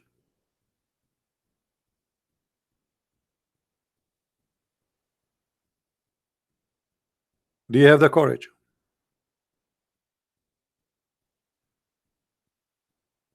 You see, look, your name proving that you are very weak, and your name proving that you are, you know, I mean, a stupid kid. If you are not a kid, you will not call yourself, my name is anti-Christian Prince. There's no way somebody is a scholar, he will call himself. You must be 13 years old, boy.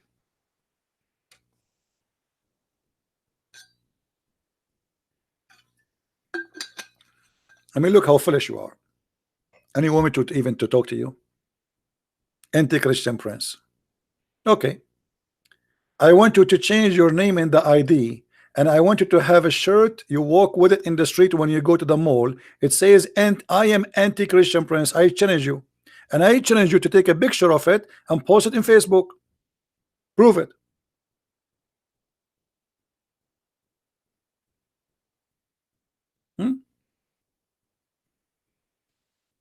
And look how scary I am, to the point Muslims are anti-Christian Prince. This is how what I do, changing lives and collapsing Islam. Anti-Christian Prince.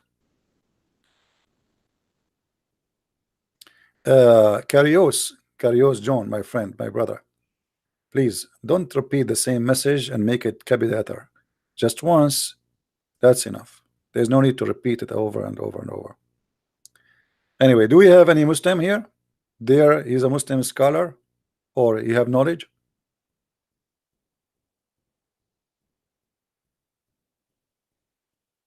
Well, anyway, any Muslim scholar will waste his time with me. I am the one who make Muslims leave Islam. Don't waste your time with me, no problem. And look at you, all of you Muslims, you keep calling me names, but nobody can answer how your prophet, he says such a stupid thing, that if the women have orgasm first, the baby will be a boy. And instead of answering, you are calling me names. That is the best you can do? Okay.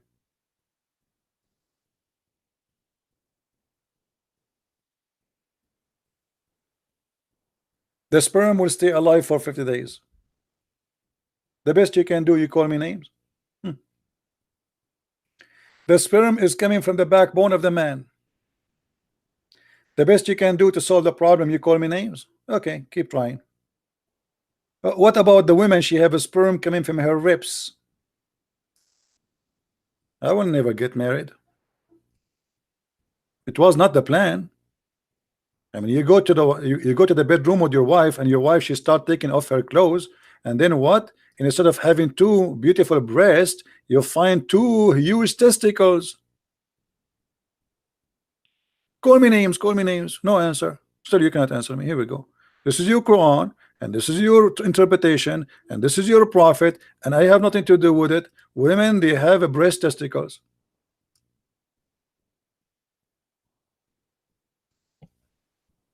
Call me names. Call me names. Here we go. And by the way, here it says the loins of the man. It says the bone of the man, the bone, the backbone, the last bone in the back of the man. We can change the interpretation for you, Abdul, if you don't like this one. We can show you Ibn Kathir. Do you like Ibn Kathir, brother? What do you think about showing you Ibn Kathir? Let us show you Ibn Kathir. Don't call Ibn Kathir names, brother. Not nice. That's not nice. I know, because now you will start insulting Ibn Kathir, and you will start saying to him, liar, liar, liar, liar. I mean, unbelievable. This is Ibn Kathir, brother. Show respect. Okay. This is Ibn Kathir, brother. I will show it to you on the screen. As you see, this is your website. I'm very thankful for the Muslims, by the way, because they made those websites for free for us, so we can get Muhammad busted.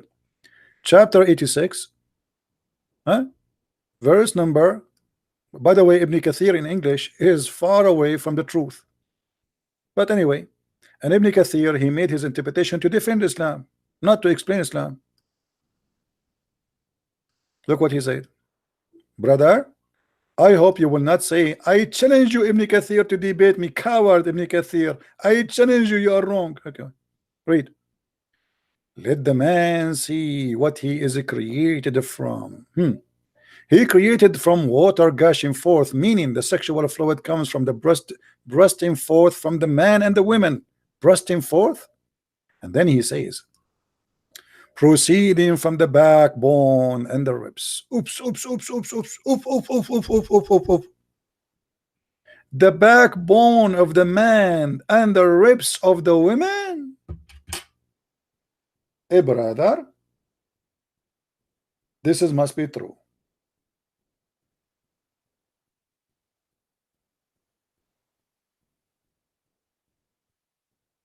Meaning, the backbone of the man and the ribs of the women.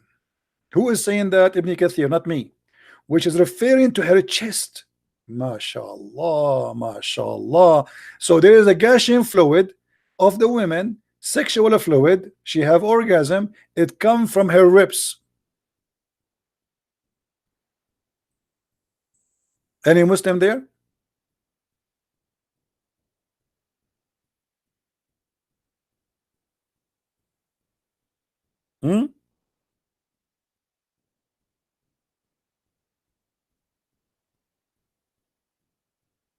Where is the Muslims who they are angry from me?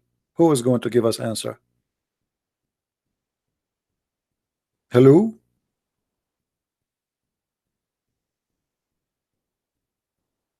Ibn Kathir explain more for the smart Muslims who like to learn. Proceeding from between the backbone and the ribs, the backbone of the man and the ribs of the women, i.e., it is a fluid. It is yellow, fine in texture. The child will not be born except from both of them, i.e., their sexual fluid. Do you see it, Muslims?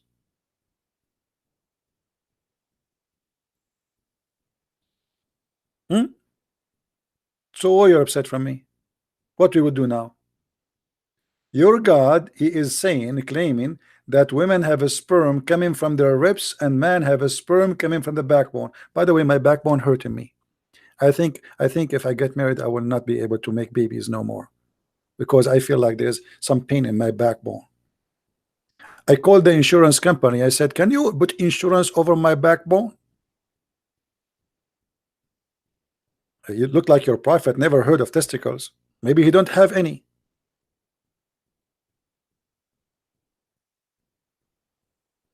Any Muslim have an answer?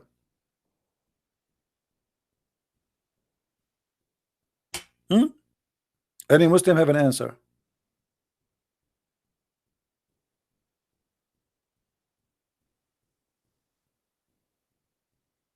You know, a Muslim listening to this, he looked like a panda bear, and he is eating a carrot. Like, it's not me. I heard nothing. I saw nothing. I'm waiting for you in Skype to debate me, brother. Brother, I'm waiting in Skype, brother. Anyone? He messaged me in Facebook. Let me open my Facebook. Hold on.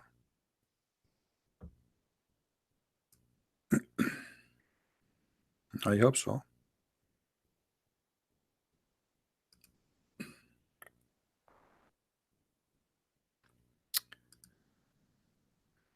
Facebook.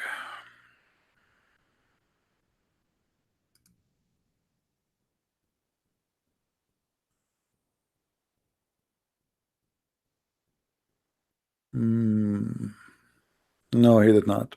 He's a liar. I see all notification here.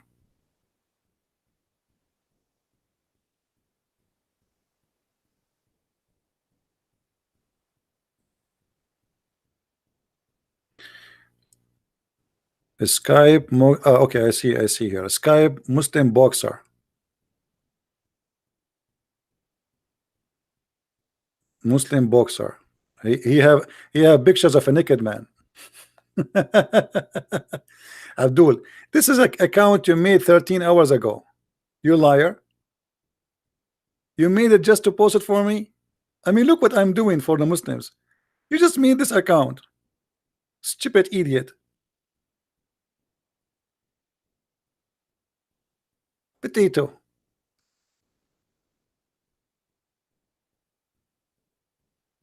Do you believe it? He just made the account. A kid. But anyway, you know what? I'm going to call you just for fun. What do you think, guys? Shall I call him just for fun? Just for fun. I mean, what we will lose. And I know that this is the guy who says, me. Yeah, me.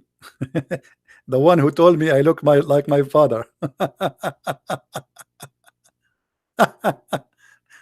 Okay, let me find you in Skype. Hold on.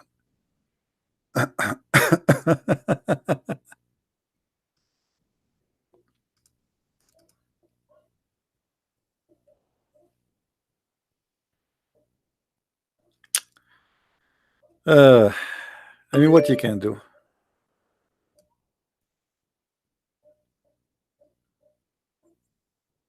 I know that this is the same kid who always call.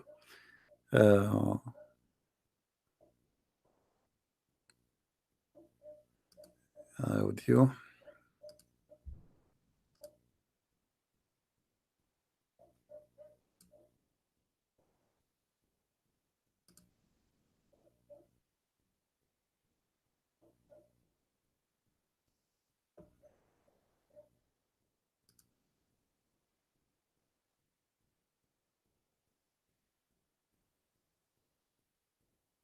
Answer, Abdul. I'm calling you.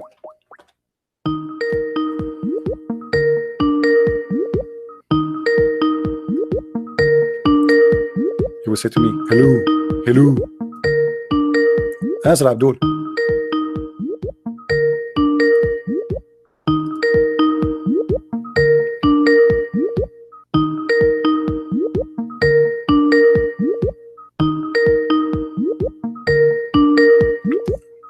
Are you going to answer or what?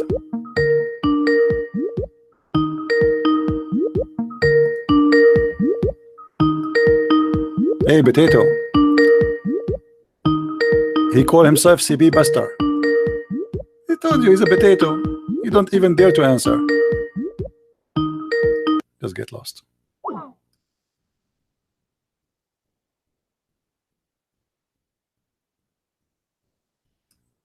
As I was expected. Potato.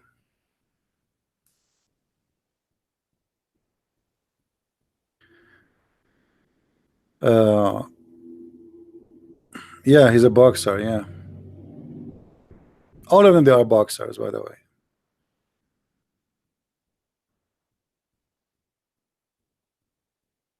All of them. Anyone? Who is next? Just for fun. Who is next?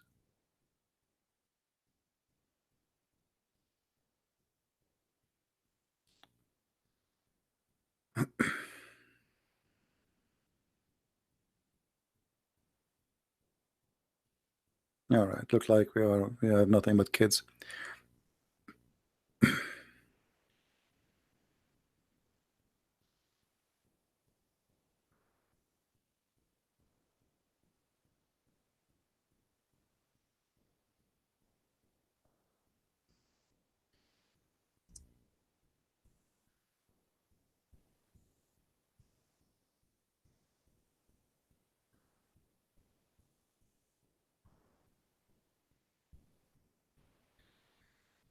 Oh boy.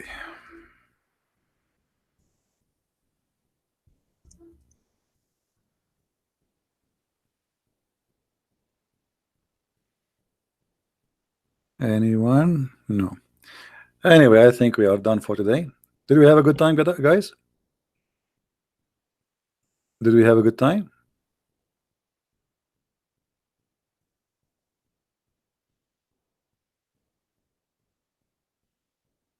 Don't post for me in Skype saying, you create a Skype, just fake Skype, just to, I mean, fake Facebook, potato. This is why we are saying, you see, here we can limit a bunch of kids who just, they call us, they play songs. A Muslim, he says, I know your IP, and stupid things. Nobody knows my IP, you know. Uh, you will know the proxy IP, and the maximum they can do, they can flood that IP, which is not my IP, and that will make the proxy disconnect me. But even that now will not work anymore. I did change the company for the proxy which I used to do. I contacted them. They said they are flooding the etc. the IP which we give you, and which is not really a real IP, but at the end of the day is going to be going to the gateway which they have, and that will make me disconnected as a protection. So try your best.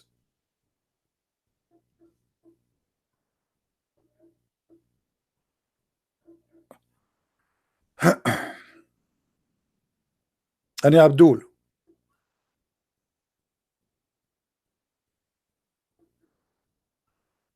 why I blocked you again? Who are you, Muslim puppy?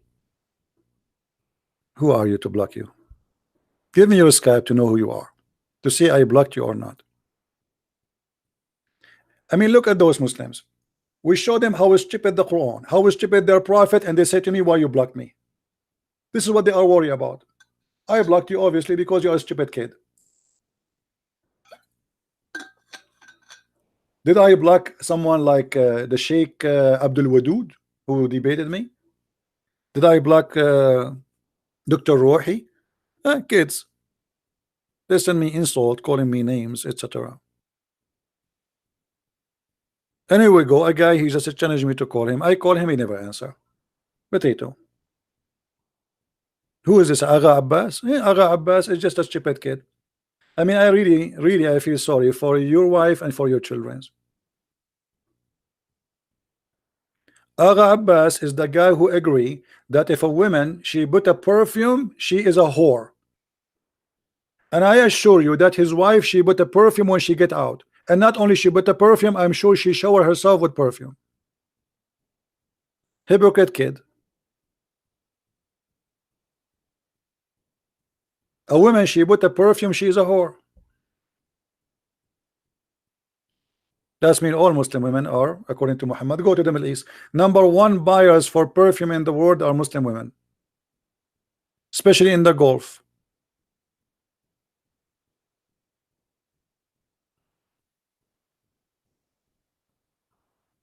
All right.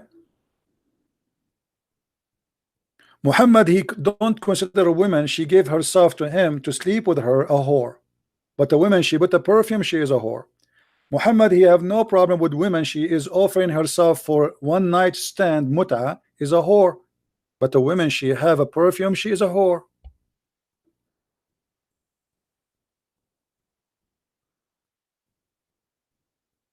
Don't worry about those Abdul guys, they are just kids.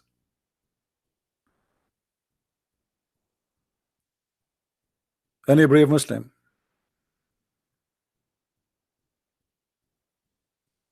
No, we don't want you, Abdul. Go.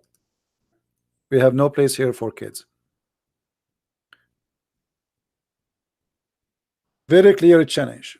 If you are a person who do da'wah, or you claim that you have a big followers, or what you need to do, you can make a video on YouTube, post it for me in Facebook. We check your channel. If you are a person who is very well known by the Muslims, I will be happy to call you. If you are a sheikh, I will be happy to call you. I will call you. The Muslims, they claim that I am demolishing kids.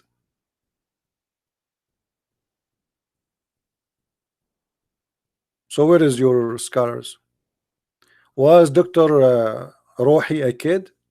Was Imam Sheikh Abdul Wadud, who became so shaky, a kid? Muslims leave Islam because you Muslim sheikhs cannot answer me.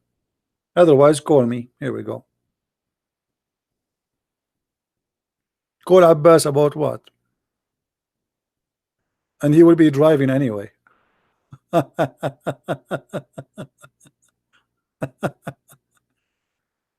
He will be driving, trust me. Hold on. This is a guy. He's a Muslim, but look, he's using a Christian name, Tom Christ. Tom Christ. Okay, let me show you what he posted. Just show you how silly Muslims are. Explain to us in Arabic, saying how the Quran says غلبت الروم وهم من بعد غلبهم سيغلبون. How the Quran says that the Rome they've been defeated, and after being defeated they will defeat. Abdul, let me show you how stupid what you are saying. Don't call me if you are a Christian, my friend. Don't call me. Only Muslims they can call. Let us see.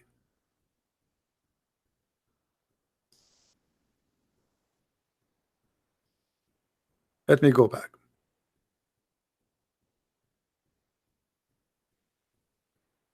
Explain to us how the Rome they were defeated and they will win. The fact this is a false prophecy of your prophet, because the word there in the Quran it was bid'u sinin, and bid'a in Arabic it is about a few years. Let us go to the Quran.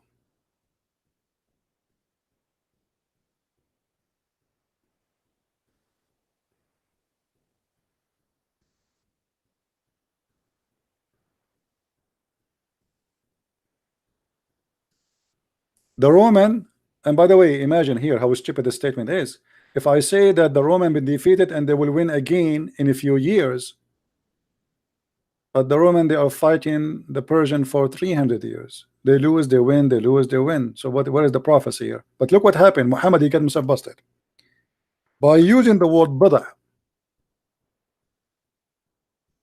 which mean have to be between 3 to 9 years. Muhammad he got himself busted. This verse was said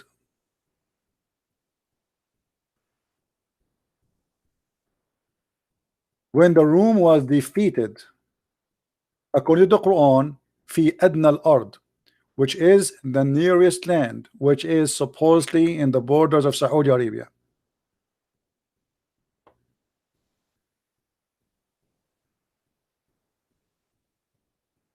Read carefully. The Roman being defeated in the nearer land, the more close borders to Saudi Arabia or the Arabian Peninsula. That is not Jerusalem. That is supposedly can be Tabuk. However,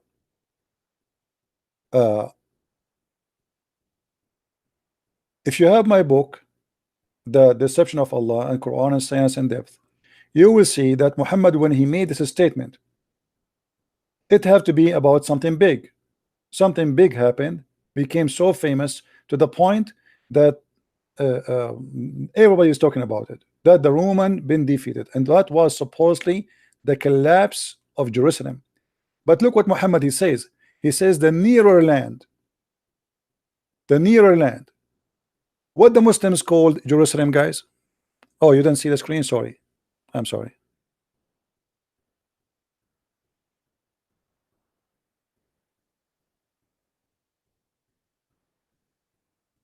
What the Muslims call Jerusalem? Anyone knows? Where is the mosque which they call it the holy mosque of Muhammad? Al-Aqsa, right? Do you know what Al-Aqsa is? Al-Aqsa is the opposite from the word Adna. Aqsa mean the farther land. So this cannot be Jerusalem. Stupid Muhammad.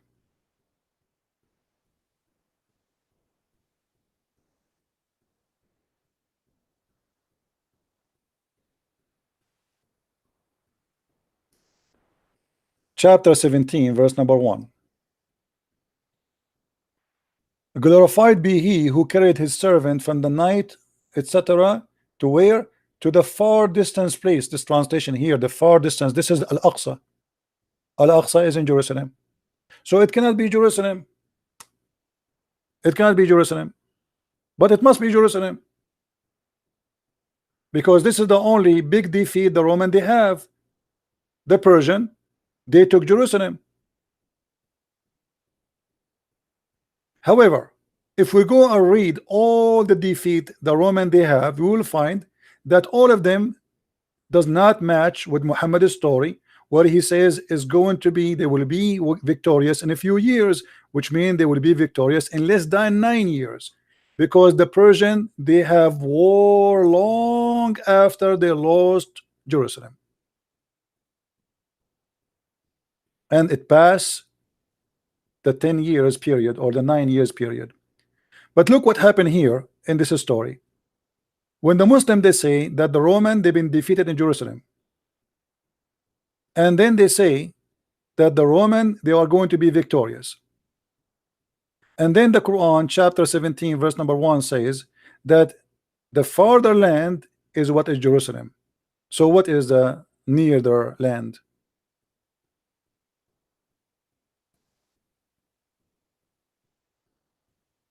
Any Muslim can answer? No. Secondly, within, you see the Muslim translation, he says within 10 years. This is a lie. It's have to be between 3 to 9. This is what Bada mean. Go right now, even you can go to Wikipedia and you will see when the last year the Roman they were victorious.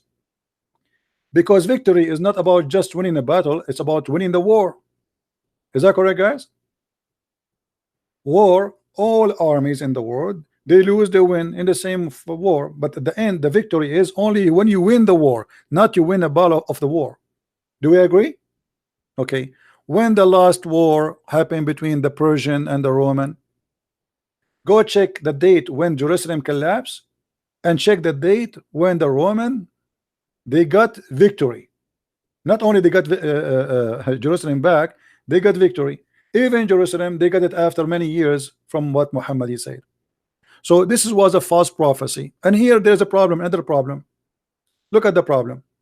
Muhammad said that when the Roman will be victorious, the by the help of Allah, huh?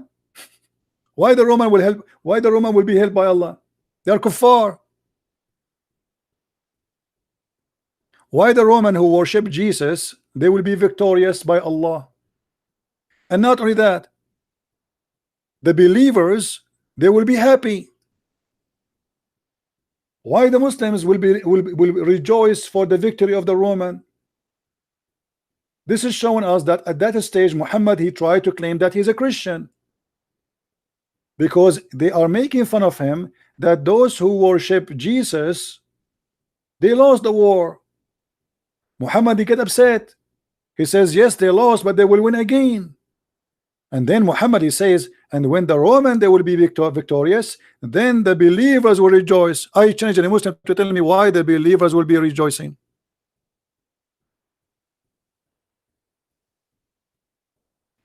Any Muslim can answer?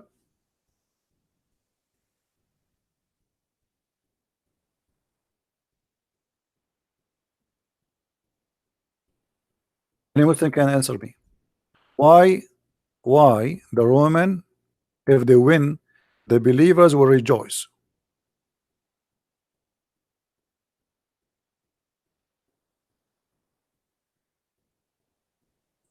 Any Abdul have an idea? It is so clear.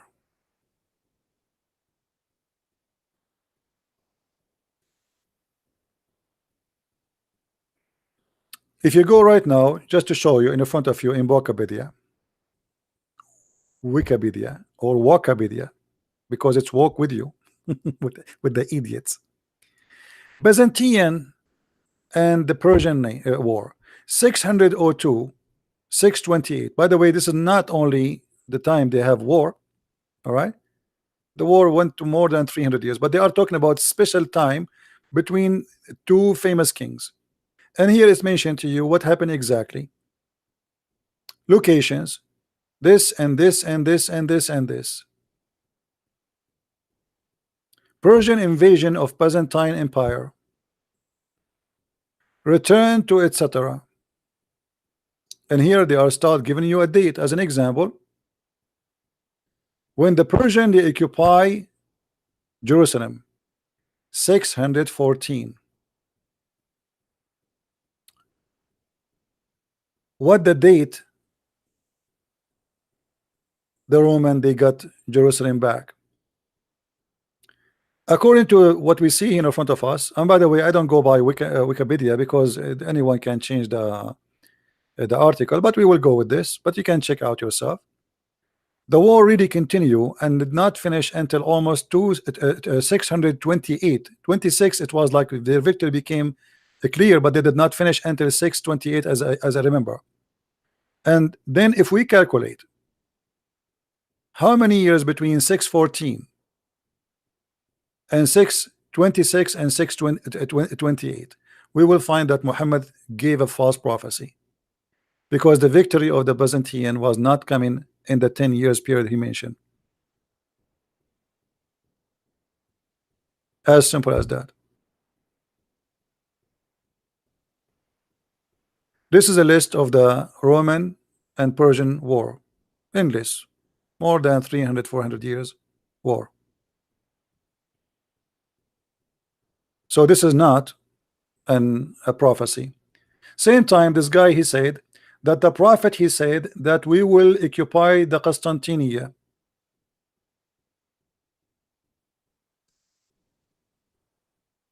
The guy in Arabic, he says the prophet, he said you will occupy the Constantinia.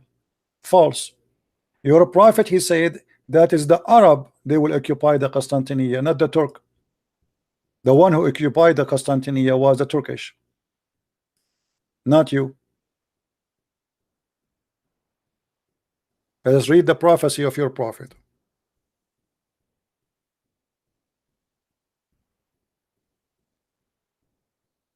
Read and love.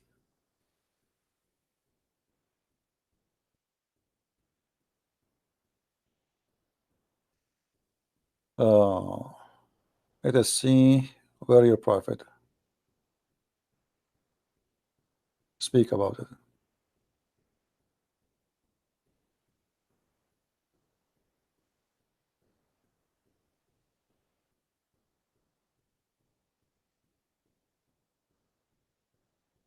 Here we go.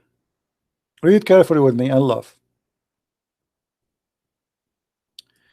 The messenger of Allah said, the hour will not begin until, and now he is counting what will happen. They will do this and etc. And then he says, he said to you, Banu Asfar, Banu the Asfar, the Roman, the yellow, those who come after you, you will fight them until the best of the Muslims go out to fight them. And the people of Hijaz who do not fear blame anyone for the sake of Allah. So who is the one who is going to fight Bani al-Asfar? The people of Constantinia. Who are they? The people of Saudi Arabia. Read carefully with me. People of Hijaz. People of Hijaz. What is Hijaz? This is Saudi Arabia. But the one who took Constantinia, it was the Turkish. Do you see it, Abdul? من فتح القسطنطينية كانوا الترك وليس أولاد الحجاز. رسولك كذاب. Not only that, Muhammad, what he said about the Turkish? Anyone remember? Muhammad, he said, don't fight the Turkish as long as they did not fight you.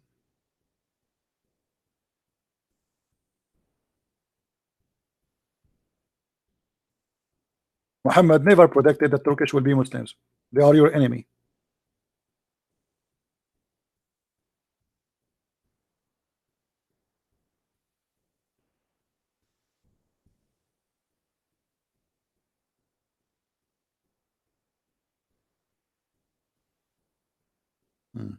Let us find you.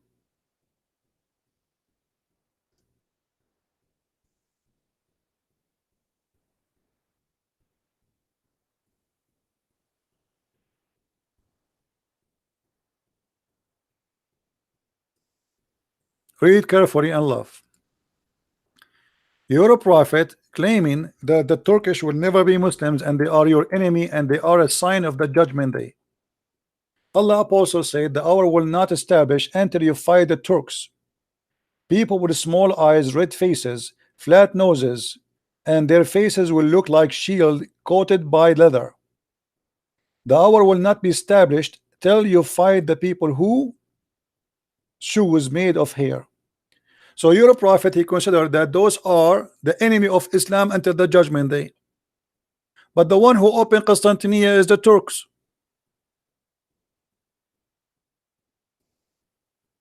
So guys, did you learn how to refute it? How easy it is?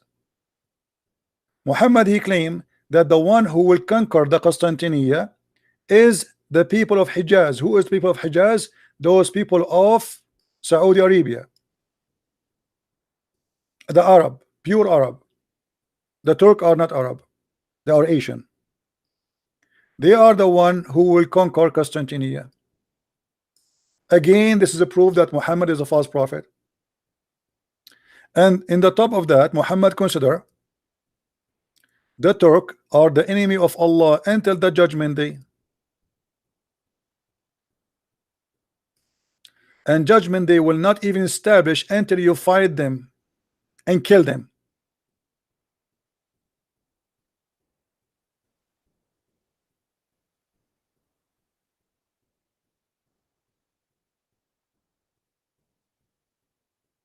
Do you see it, Muslims? The one who posted this argument. Do you see it? And by the way, if fighting the Turk is a sign of judgment day, the Muslims fight the Turk many centuries ago, during the time of Genghis Khan and his children. So your prophet again is a liar.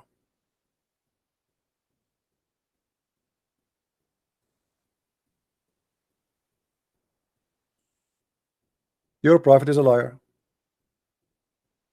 Did he took Constantinople? No. Did the Arab took Constantinople? No. It was the Turkish. The Turkish is the enemy of Islam, and the judgment day will not come until you fight them.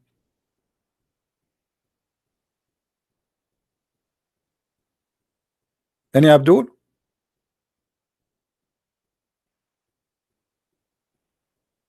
So what we would do now? You know, you try to prove to me that Muhammad is a prophet, but you prove to me that Muhammad is a false man.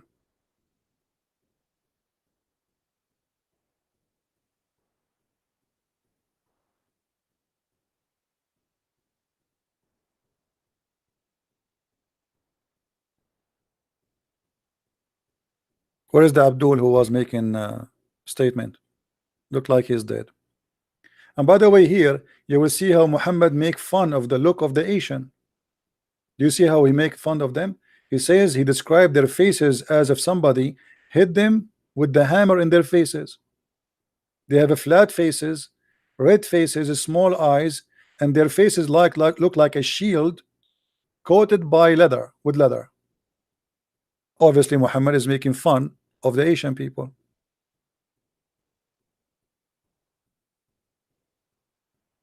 And he called them by name. It's not like maybe different kind of Asian. He says the word Turk. Correct? Did he say the word Turks? Here we go. Turks. So we cannot be misquoting different name, different nation. The Turk.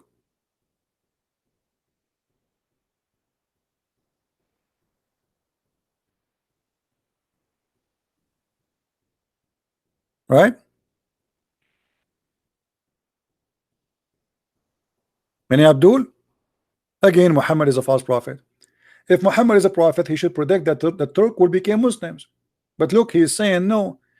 Fighting them and killing them is from the judgment day signs, which means until the judgment day, there's no Turk will be Muslims.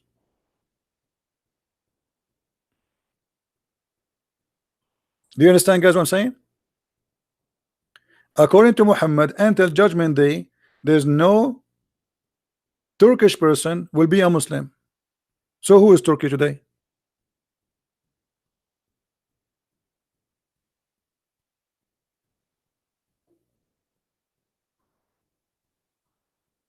Any Muslim have an answer? This is what happened when Muslims they try to prove to us that Muhammad is a prophet. They bring upon them a curse. It's called Muhammad, who to keep talking. He cannot keep his mouth shut. So you try to prove to me that Muhammad is a prophet, but look what happened. By your help, you open another topic, and we got Muhammad busted again. Neither the Arab they open Constantinia or occupy it, and neither the Turk are still an enemy for Islam, and you will fight them until Judgment Day. And Judgment Day sign is fighting the Turk, which means there will be not Muslims enter Judgment Day, and they are your worst enemy. Actually, he says, leave the Turk, don't fight the Turk as long they did not fight you. Muhammad said he warned the Muslims not to fight the Turkish. Let me find you the hadith.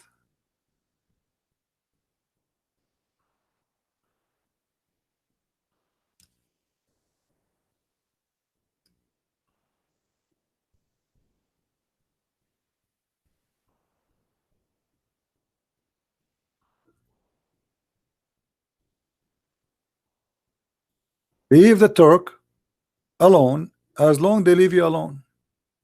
Why? Because simply they are stronger than you, and you are no match for them. They will kill you. Same time, it's a sign of the Judgment Day. Let us go to different hadith.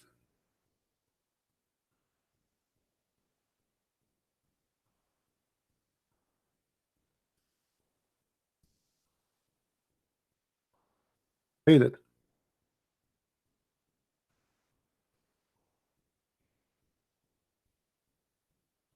No, here it says the Absisian. No. Where is the hadith about a true Turk? I know in, let us see here. Here we go. We found it.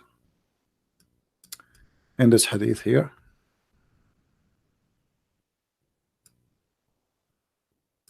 And leave the Turk alone as long they leave you alone. Leave the Ethiopian alone as long they leave you alone, and leave the Turk alone as long they leave you alone. And here quote for you, chapter An-An'am, verse number 6, chapter number 6, verse number 115. Do you see it, Muslims? Your prophet, he never ordered you even to do jihad, neither against the Ethiopian or the Turk. And fighting the Turk is sign from the Judgment Day.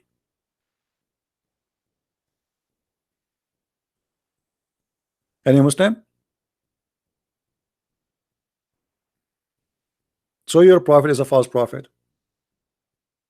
He claimed that fighting the Turk is sign of the Judgment Day, and he claimed that the one who will take over Constantinia is the Arab from Hijaz.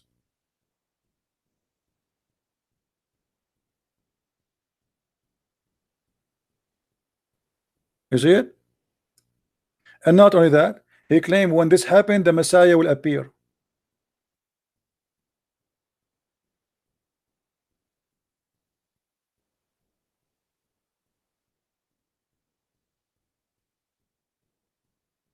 احكي لهم الحديث أي المدينتين تفتح أولا هل تنبأ به وصار. I don't understand you, Mr. Tom. Which one of the cities will open first? Muhammad, he never opened any of the cities. What are you talking about? Guys, look at this guy. He don't understand. I just showed you that your prophet says that the one who will occupy Constantinia is the Arab, the people of Hijaz.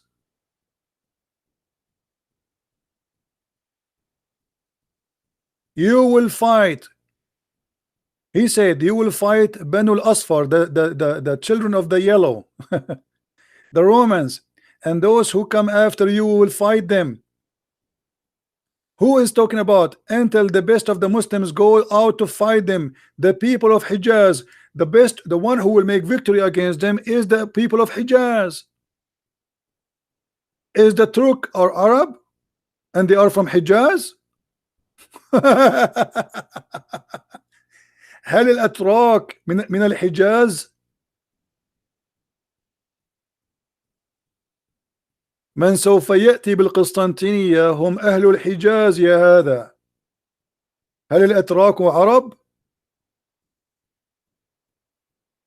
So your prophet is a false prophet.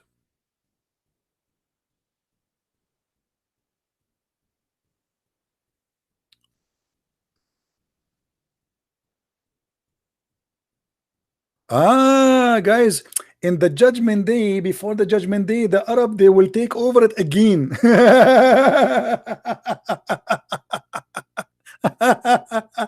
See, so look at this Muslim, smart Muslim. He says, brother, the Arab, they will take over it again, brother. Again?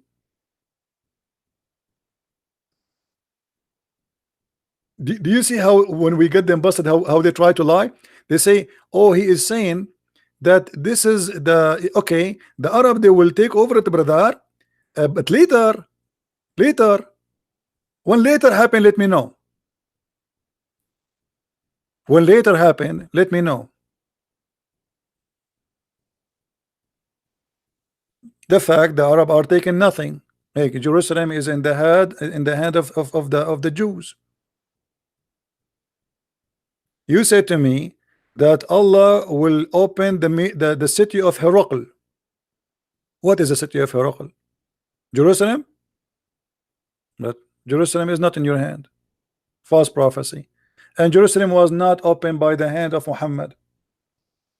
It was Muhammad who ordered his men to go and fight the Roman. He says, go attack the Roman so you can get the blondie. Muhammad, he took an army of more than 40,000 men, and he could not do anything. He ran away. He came back a loser. And now Jerusalem is in the head of the Jews.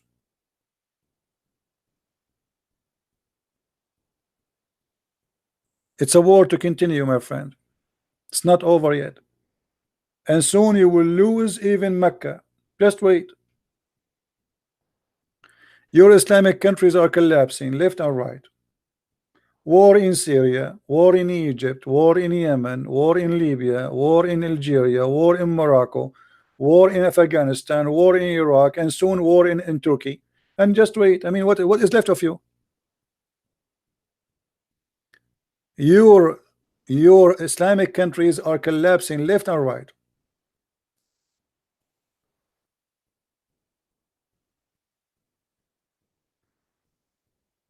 He is saying, what about the Prophet says Islam starts like strange and will end strange, and the Caliphate, he said that the Caliphate will collapse. The Caliphate collapsed during his time. He is the first Caliphate who collapsed. The day Muhammad he died, the Caliphate collapsed. Don't you know that it's what is called the war of apostate? What is the war of apostate? Secondly, when you say to me, what about his prophecy? Islam will end strange. Well, this is really stupid of you Muslims to say. When we ask you how many Muslims in the world today, you see we are going to dominate the earth. And then when we ask you how Muhammad is a prophet, you say the prophet he prophesied that Islam is going to end small. Few people believe in it.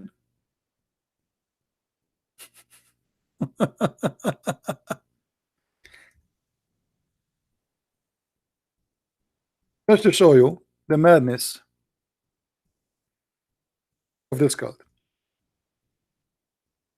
I cannot find even this hadith in English.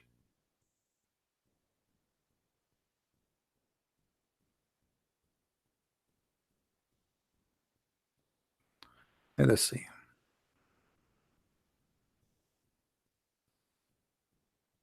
All right. Read with me. How many times the Muslim they say to us that Islam will dominate the earth? Don't they say that to us every day? We are the fastest growing religion. All the propaganda they have, their prophet says the opposite. Islam should shrink and is going to be the most small number in between all mankind. This is your prophet, this is your hadith, and you are the one who mentioned it. So either Muhammad is a liar or he is a prophet. Okay, if he is a true prophet, this means there's nobody will believe in Islam. This is what he's prophesying. The same as it started, the same as going to end. Small will end small.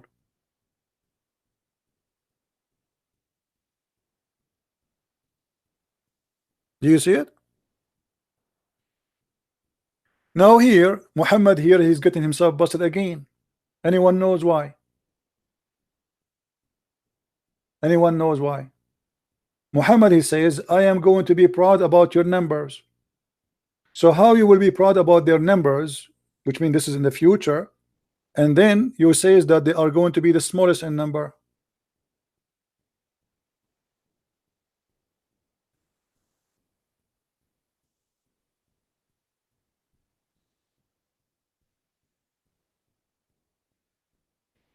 We cannot find this hadith.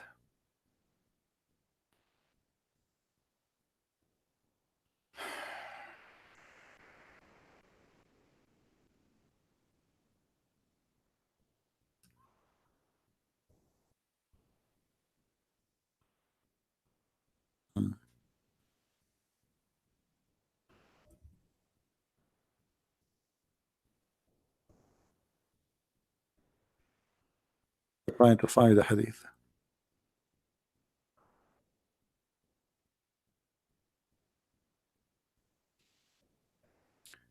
This is the problem of Muhammad. Muhammad, he say things and he contradict himself, proving to us that he is a false prophet. Be careful with me. Muhammad, he asked the Muslims to marry the women who have babies already, because supposedly she is being tried and she's proven to be functional. So he said, I found the women of rank and the beauty, but she does not give birth to a children. Should I marry her? Look at the advice of Muhammad. He says, no. Look how evil Muhammad is. A woman, she is beautiful, but she cannot have kids. What's her fault? No, don't marry her. No. He came again to him and he forbade him again. He came to him third time, and then he said, marry a woman, loving, etc., because I shall outnumber the people by you. So Muhammad, he have an agenda. He want the Muslim to have kids as much as they can so he can outnumber the people. Do you see it? Okay. How here he says he will outnumber the people by you, and then there he says you will be the smallest number in earth. Are you there, Tom?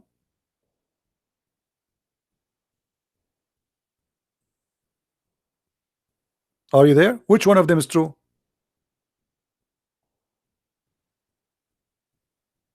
Same time, this is a contradiction for what the Quran is saying.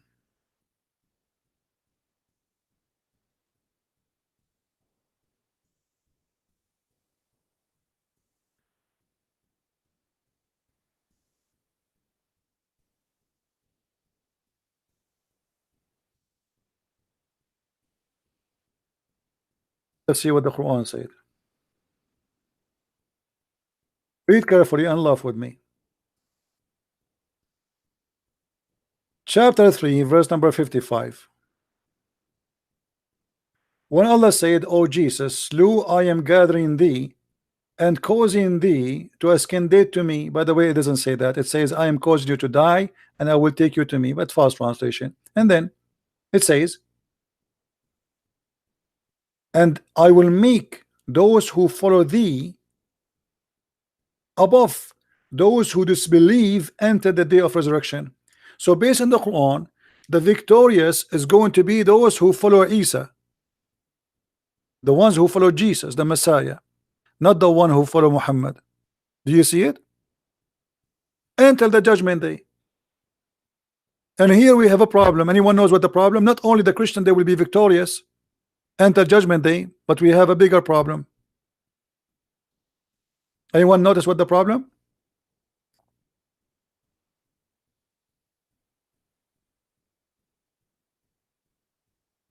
Anyone? What is the problem? Big problem. If the Muslim, they say to us that Paul is the one who corrupted the Christianity, don't they say that? Paul corrupted the Christianity. Okay, that's wonderful. Let us go with your claim. That's mean few years after Jesus was crucified, Christianity is gone. That's it. So why the Quran says those who follow thee, they will be victorious at the judgment day?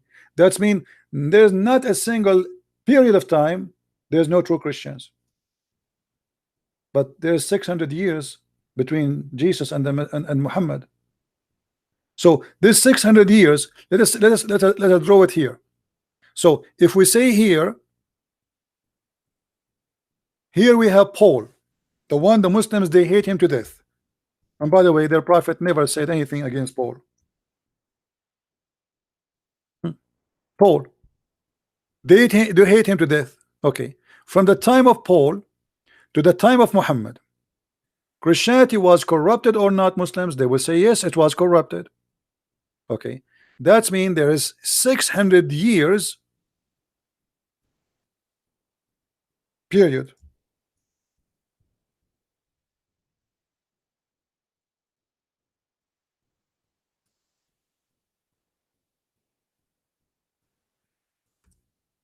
$600. 600 years based on the Muslim argument there's no true Christianity. But look what the verse in the Quran saying. I will make those who follow thee victorious until judgment day. Do you see it? That's mean all the argument of Muslims is stupid and false, because from the time of Jesus to the day of judgment there's no corrupt Christianity. If the Muslim they will say, oh, we are the one who follow the true Jesus, but as you see there is 600 years you're missing. It says those who follow thee, Isa or Jesus, until the judgment day. There is no disconnect. Do you see it, guys? From the time of Paul to the time of Muhammad, is a Christianity is valid for the Muslim? They say no. That's mean from the time of Jesus, because Paul is just, you know, in the time of Jesus. So the Quran is lying. Same time, how the Christian they will become victorious if they don't have book to follow Jesus. In order to say those who follow Jesus, you have to preserve the book of Jesus. Do we understand, people? How we can follow Jesus? How somebody can follow Jesus? In order to follow him, you have to preserve his teaching. Okay. So how you say to me that those who believe in you, they will be victorious above those who disbelieve until judgment day, and yet you say to us that the book of Jesus is not preserved, so how they can follow thee?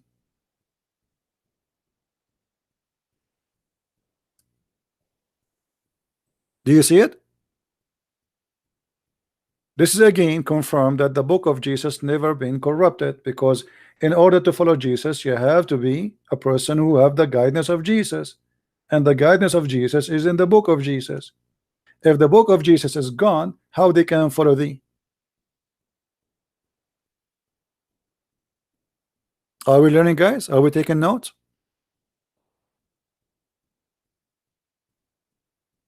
How we can follow thee? Stupid statement. And if the followers of Jesus are prevailing over all other followers, that means there's two kind of believers. There's those who believe in Jesus and those who disbelieve. That means Muslims are those who disbelieve, because Muslims don't follow Jesus. Muslims follow Muhammad. They claim that they follow Jesus, but how you can follow Jesus if you don't have his book? Where is the teaching of Jesus? Show me. If a Muslim, he says to us, he tried to fool you, he says to you, I believe in Jesus, I follow Jesus. Okay, where is the teaching of Jesus? All what you have in the Quran is a few verses about Mary giving birth and Jesus not crucified. Where is the teaching of Jesus? Nothing.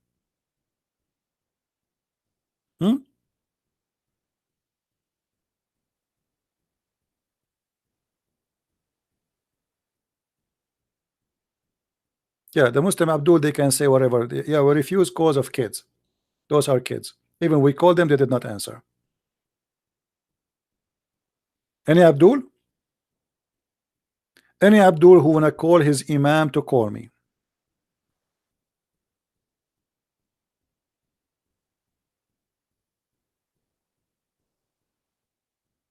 Another argument the Muslims they say to us from time to time, they say, well, how many Christian sect you have? Okay, what does that mean, Muslims? If we have a Christian sect, does that mean we are deceived? They say yes. Okay, hold on. Remember, if you have many Christian sect, you are deceived. Okay. The more divided, the more deceived.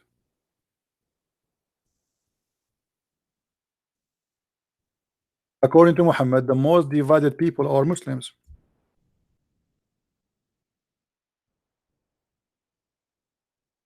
Read it.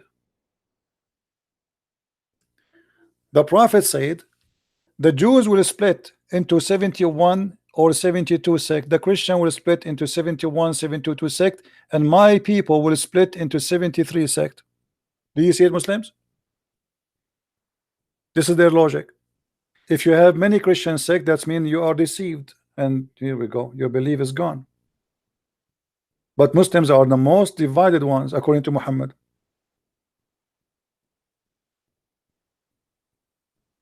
And by the way, what is the 73, 71, 72 sect of the Jews? And what is the 72, 72, 71 sect of the Christians? That's stupid statement. And where is the 73 sect of the Muslims? Muslim, they made an article trying to find out the 73 sect. You have millions of sects. What 73 sect? This is again a false prophecy. What is the 72 sect of the Jews and 72 sect of the Christians? What does that mean? Stupid. Where is the 73 sect? And not only that, 73 sect, only one of them will go to heaven, according to Muhammad. In my belief, 72 sect or 70 million sect, still they will go to heaven. Jesus said, whoever believe in me and die will live. Muhammad says, only one of them will go to heaven. Read it carefully. So you Muslims are risking your life. You are following, you will be a sect of 73, and one of them only will go to heaven. Which one? Each one of them believe that we are the correct one and we will go to heaven, and the rest they will go to hell. You know what I mean? This is a statement of your prophet. 73 sect, one which will go to paradise, the rest will go to hell. Do you see it, people? In my belief, we will not go to heaven because of a sect. Correct, Christians? We will not go to heaven because of a sect. We will go by following the order of the Messiah. Not everyone says to me, Lord, Lord, will enter the kingdom of my Father, but the one who will do his will. He did not say you will know them from their names. He said from their fruits you shall know them. So your name is a Protestant, Orthodox, Catholic, that will not count for you. What will count is your fruits. What will count is your belief. What count is doing what Jesus says to you, not a sect. Muhammad, he made it different. Muhammad is saying there is 73 Islamic sect. Only one sect will go to heaven. The rest will go to hell. And this is stupid, by the way, because if I belong to a sect, how that can be make me go to heaven automatically? The sect is full of criminals too, full of bad people. What does that mean? I mean, you can find in any sect, even if it's a correct sect, let us say, if it's the correct school, but yet inside it there's many criminals. So what do you mean only this sect will go to heaven?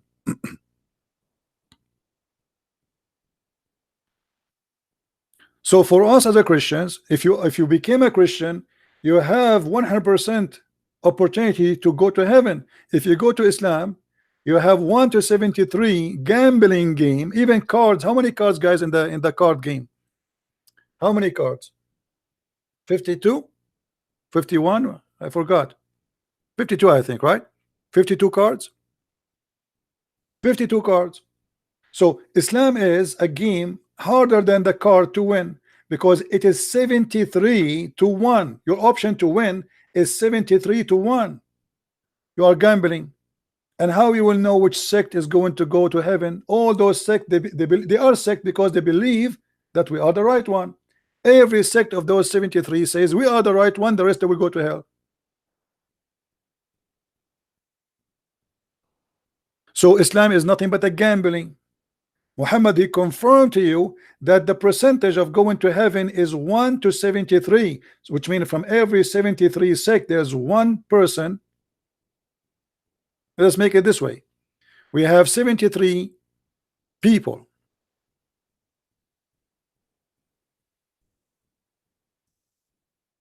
73 people. From every 73, there's only one is valid to go to heaven.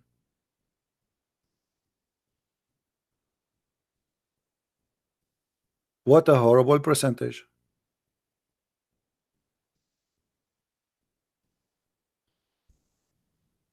And not only that, Muhammad, he did not tell us who is the one who is right. He says those are the major body. Who is the major body? By the way, it doesn't say the major body. This is a false translation. Which one is the one will go to heaven? It says those are the people of Jama'ah, the group. He didn't say major body, he didn't say small body. Actually, the hadith we mentioned before, that Muhammad, he says Islam start as a small, will end as a small. That's mean they will not be the major body, they will be the small body. Islam started as small, will end as a small.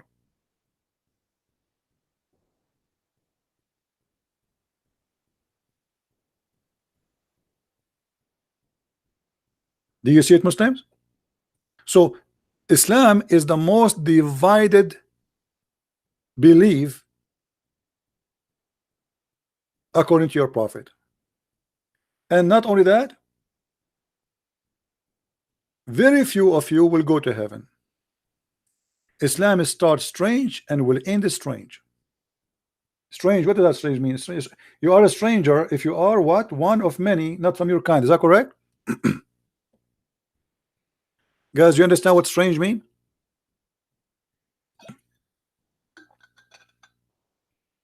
You are a stranger. You are a stranger if not many from your kind. Is that correct? If I go to a town and I am the only one from the Middle East speak Arabic to China, I'm a stranger there. I'm strange. So strange here present the number compared to the others. So Islam is start as a strange. Few people believe in Islam at the beginning. Few Muslims will believe in Islam at the end. So who are they? The major body will go to Islam. Few will go to heaven.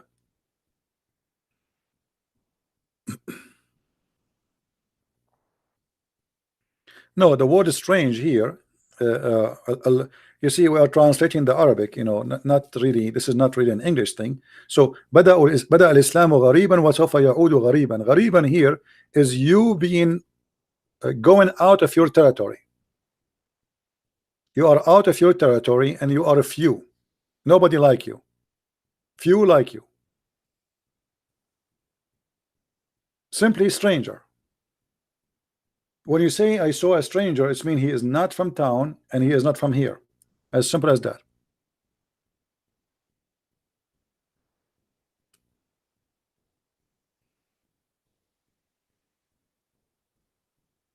Do you see it?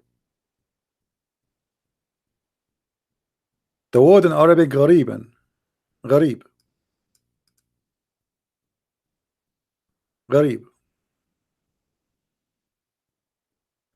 بدأ الإسلام غريبا. This is the word.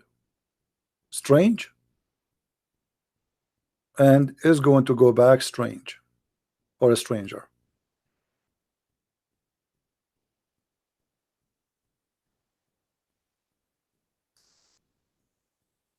All right. So everything in front of us simply is a clear evidence that Islam is a false cult. What I need really more to prove that Islam is a cult more than this?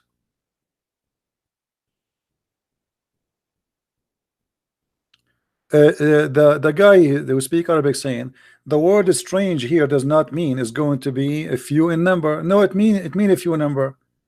Islam is taught as a strange.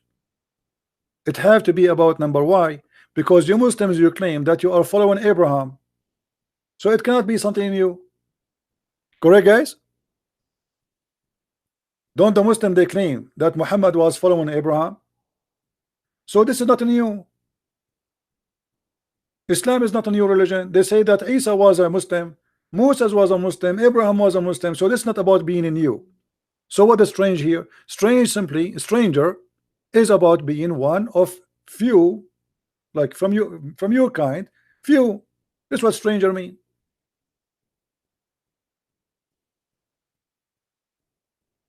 If you want to say Islam is a new religion, that will be against what you Muslims claim, because you claim that Adam was a prophet too. Even Adam, you made him a prophet. Prophet to who? I do not know. To his wife Eve.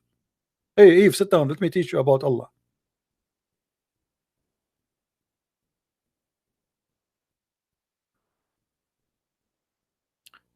So all Muhammad's statement is a collection of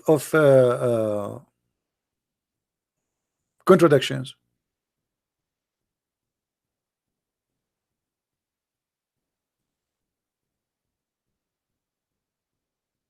Do you see it?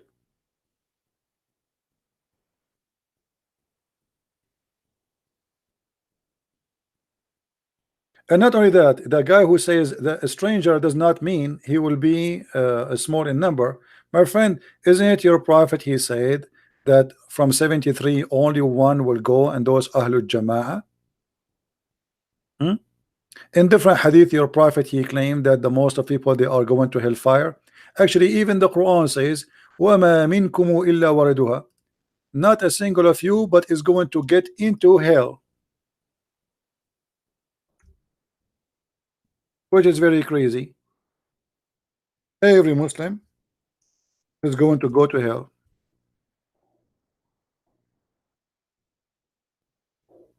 وَمَا مِنْكُمُ إِلَّا وَارِدُهَا. Right?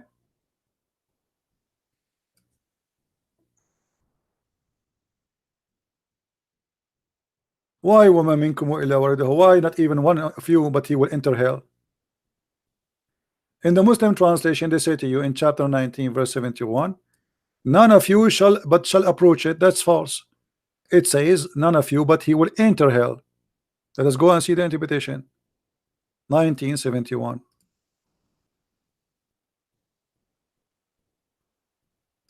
So simply, Quran and Muhammad's statement is a chain of stupidity and contradiction.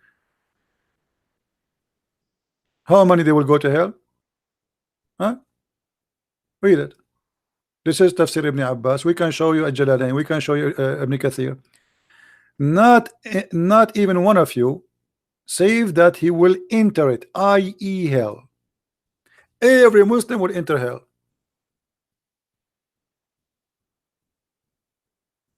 Do you see it? And the Muslim scholars, they claim, except the messengers of Allah. All of you Muslims will end in hell. Happy for you. Don't forget to take a fan with you and Vaseline. So you worship Allah, you pray to Allah, you follow Muhammad, you follow all the garbage he give you, and then you what? You go to hell.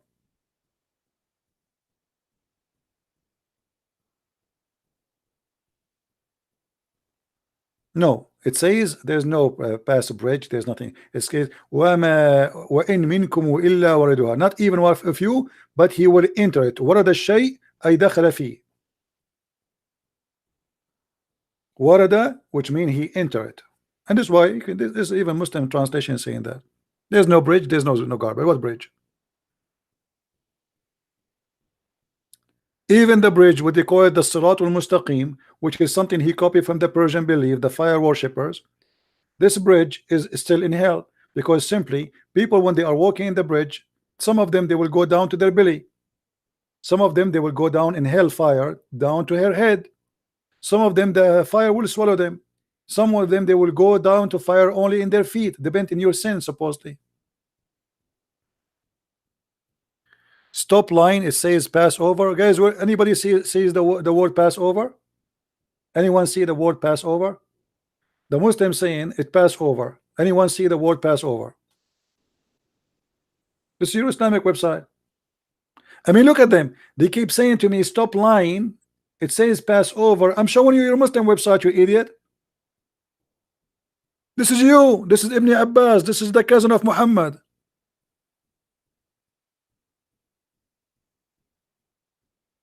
I'm lying.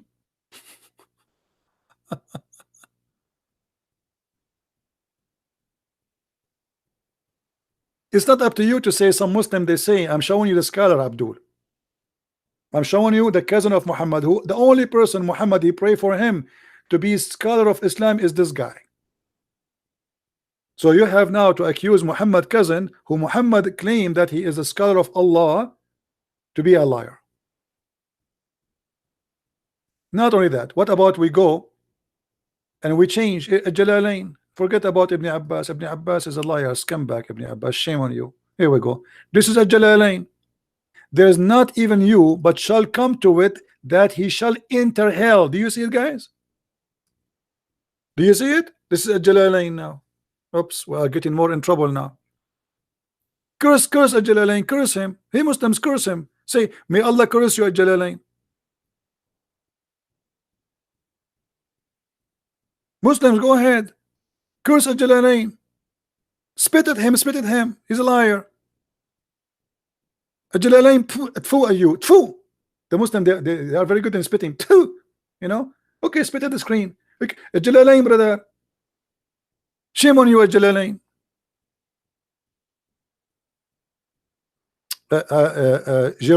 Jareen saying to us, look at this, guys.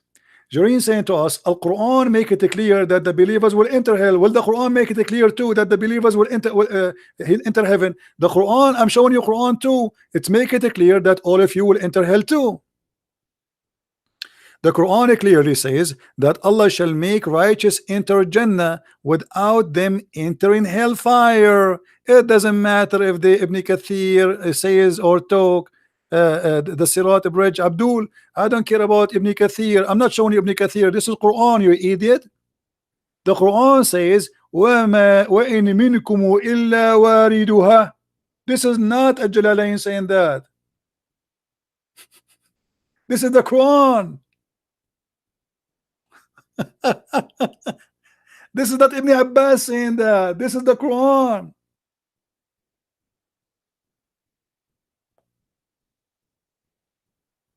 Dummy. Who said to you that Ibn Kathir is saying that? This is the Quran saying that.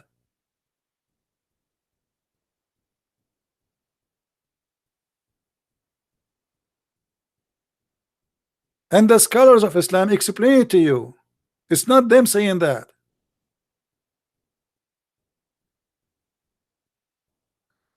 Where in Arabic it says pass over it, you liar? Show me the word pass and show me the word over. Quote it for me. Guys, this guy, he says in Arabic it says pass over it. I want to see the word. I want to see the word pass over it. I'm going to pass for the bathroom and I will wait for you to pass it.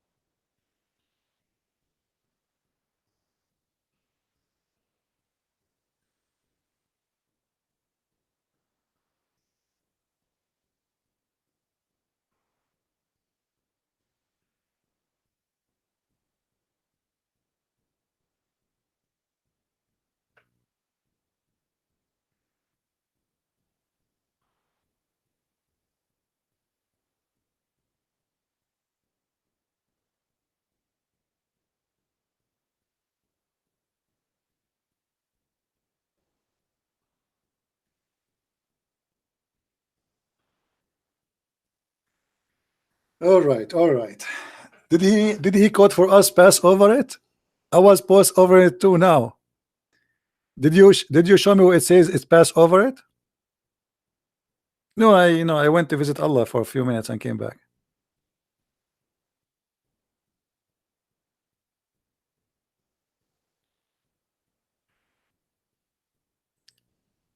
Show me where it says pass over it, you liar. I want to see.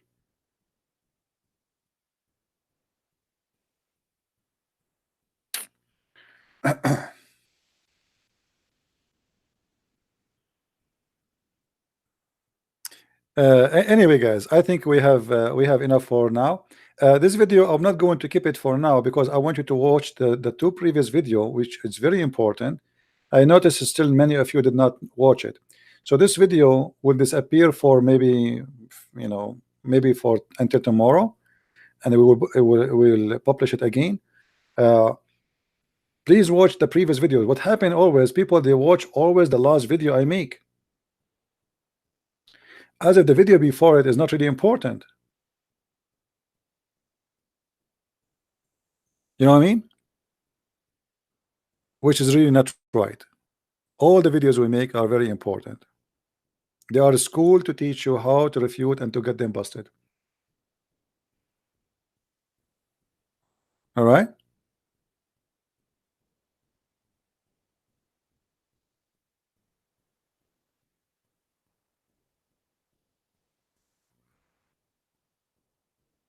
Let me bust you, you coward. What you want to bust? Bust Al-Jalalain. Here we go. You are here. Answer us. How Al-Jalalain saying that the Quran saying that Allah will make you enter hell? By the way, when the Muslims they die, they put a piece of cotton in their anus. Anyone knows why? He's saying to me, go to Yusuf Ali translation 1971. Okay, guys, he says go to Yusuf Ali translation. Okay, I will go with Yusuf Ali translation, but that will make Yusuf Ali a liar. Yusuf Ali translation, right? You want me Yusuf Ali? Okay, Yusuf Ali. Guys, Yusuf Ali. Let us go to Yusuf Ali. Yusuf Ali translation. Okay, here we go. That is a clear evidence. Thank you very much. That Yusuf Ali is a big fat liar. Because there's nowhere in Arabic it says pass over it. There's no pass. There's no over. There's no it. And actually it says this is a decree of Allah. So how it can be passed over if it's a decree of Allah? Do you see how stupid your Yusuf Ali is? He got himself busted. It's a decree. It's a fate. So it makes sense that it says not even one of you, but he will enter it because this is the fate of Allah. If you will not enter it, what is the fate of Allah? And let me ask you a question. Why if we change the translator, the Quran change? I mean, what kind of Muslims you Muslims are? Why you are not decent? Look, this is Shakir, and not there is not one of you, but shall come to it. So now there's no pass and there's no over. Shall come to it. Okay, change different translator.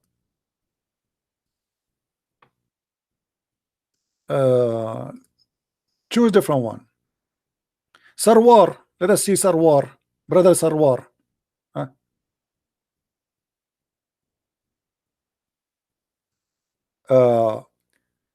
It is inevitable decree of your Lord, every one of you will be taken to hell. Do you see it, guys? We just changed the translator. Every one of you will be taken to hell. Nice to meet you. Hey, brother, don't forget to take selfie when you go to hell, please. This is your Muslim website. The same verse, we just changed the translator. One says pass over it, and the other one says every one of you will be taken to hell.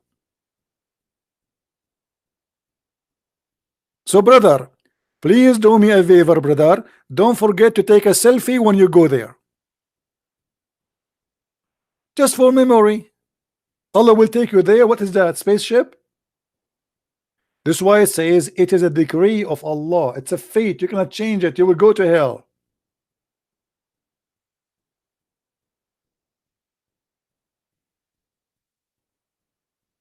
Are you there, Abdul? Go to Ibn Kathir, interpretation 19th. look at this cult. Look at this cult, guys. Go to Ibn Kathir. Go to this. Go to that. So what we are showing you is we choose our cherry. We Muslims, we don't agree. Okay, let me ask you, a guy. What his name? What his name? Jareen. I want you to say in the text, I promise you I will accept anything Ibn Kathir he says. Say that. Here we go. This is what he posed for us. Go to Ibn Kathir, interpretation 1971, the most famous scholar. Jireen, I want you to promise me that you will accept whatever Ibn Kathir he said. Say yes, and you are a hero. I'm waiting for you. Say yes.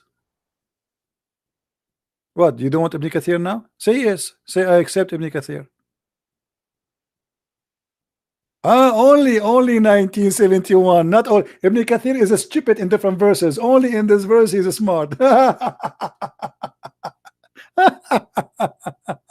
No, no, brother. No, no, no, no, no, no, no, no, no, no, no, no, no, no. Only Ibn Kathir is a scholar here. In the second page, he's an idiot. Only here, brother.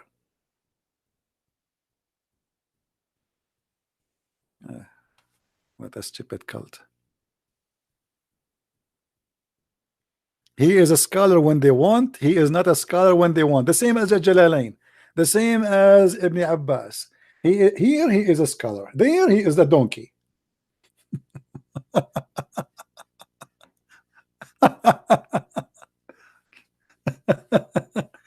Anyway, I'm telling you, Muslims are very cute. I like them. They are the best entertaining ever. Anyway, guys, I want to say thank you. I'm here for many hours. Again, this video will be hidden for some time, and then we will put it back so you can watch the previous videos. Not the one about politics. You don't need to watch that if you don't.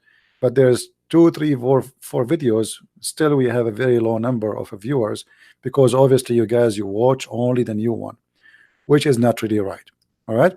So I want to say, actually, I was going to go afternoon again, but there's no need. I mean, that's it. You know, there's no point. That's it. So maybe tomorrow we will go again live on air. So I want to say thank you for being here. May the Lord bless you.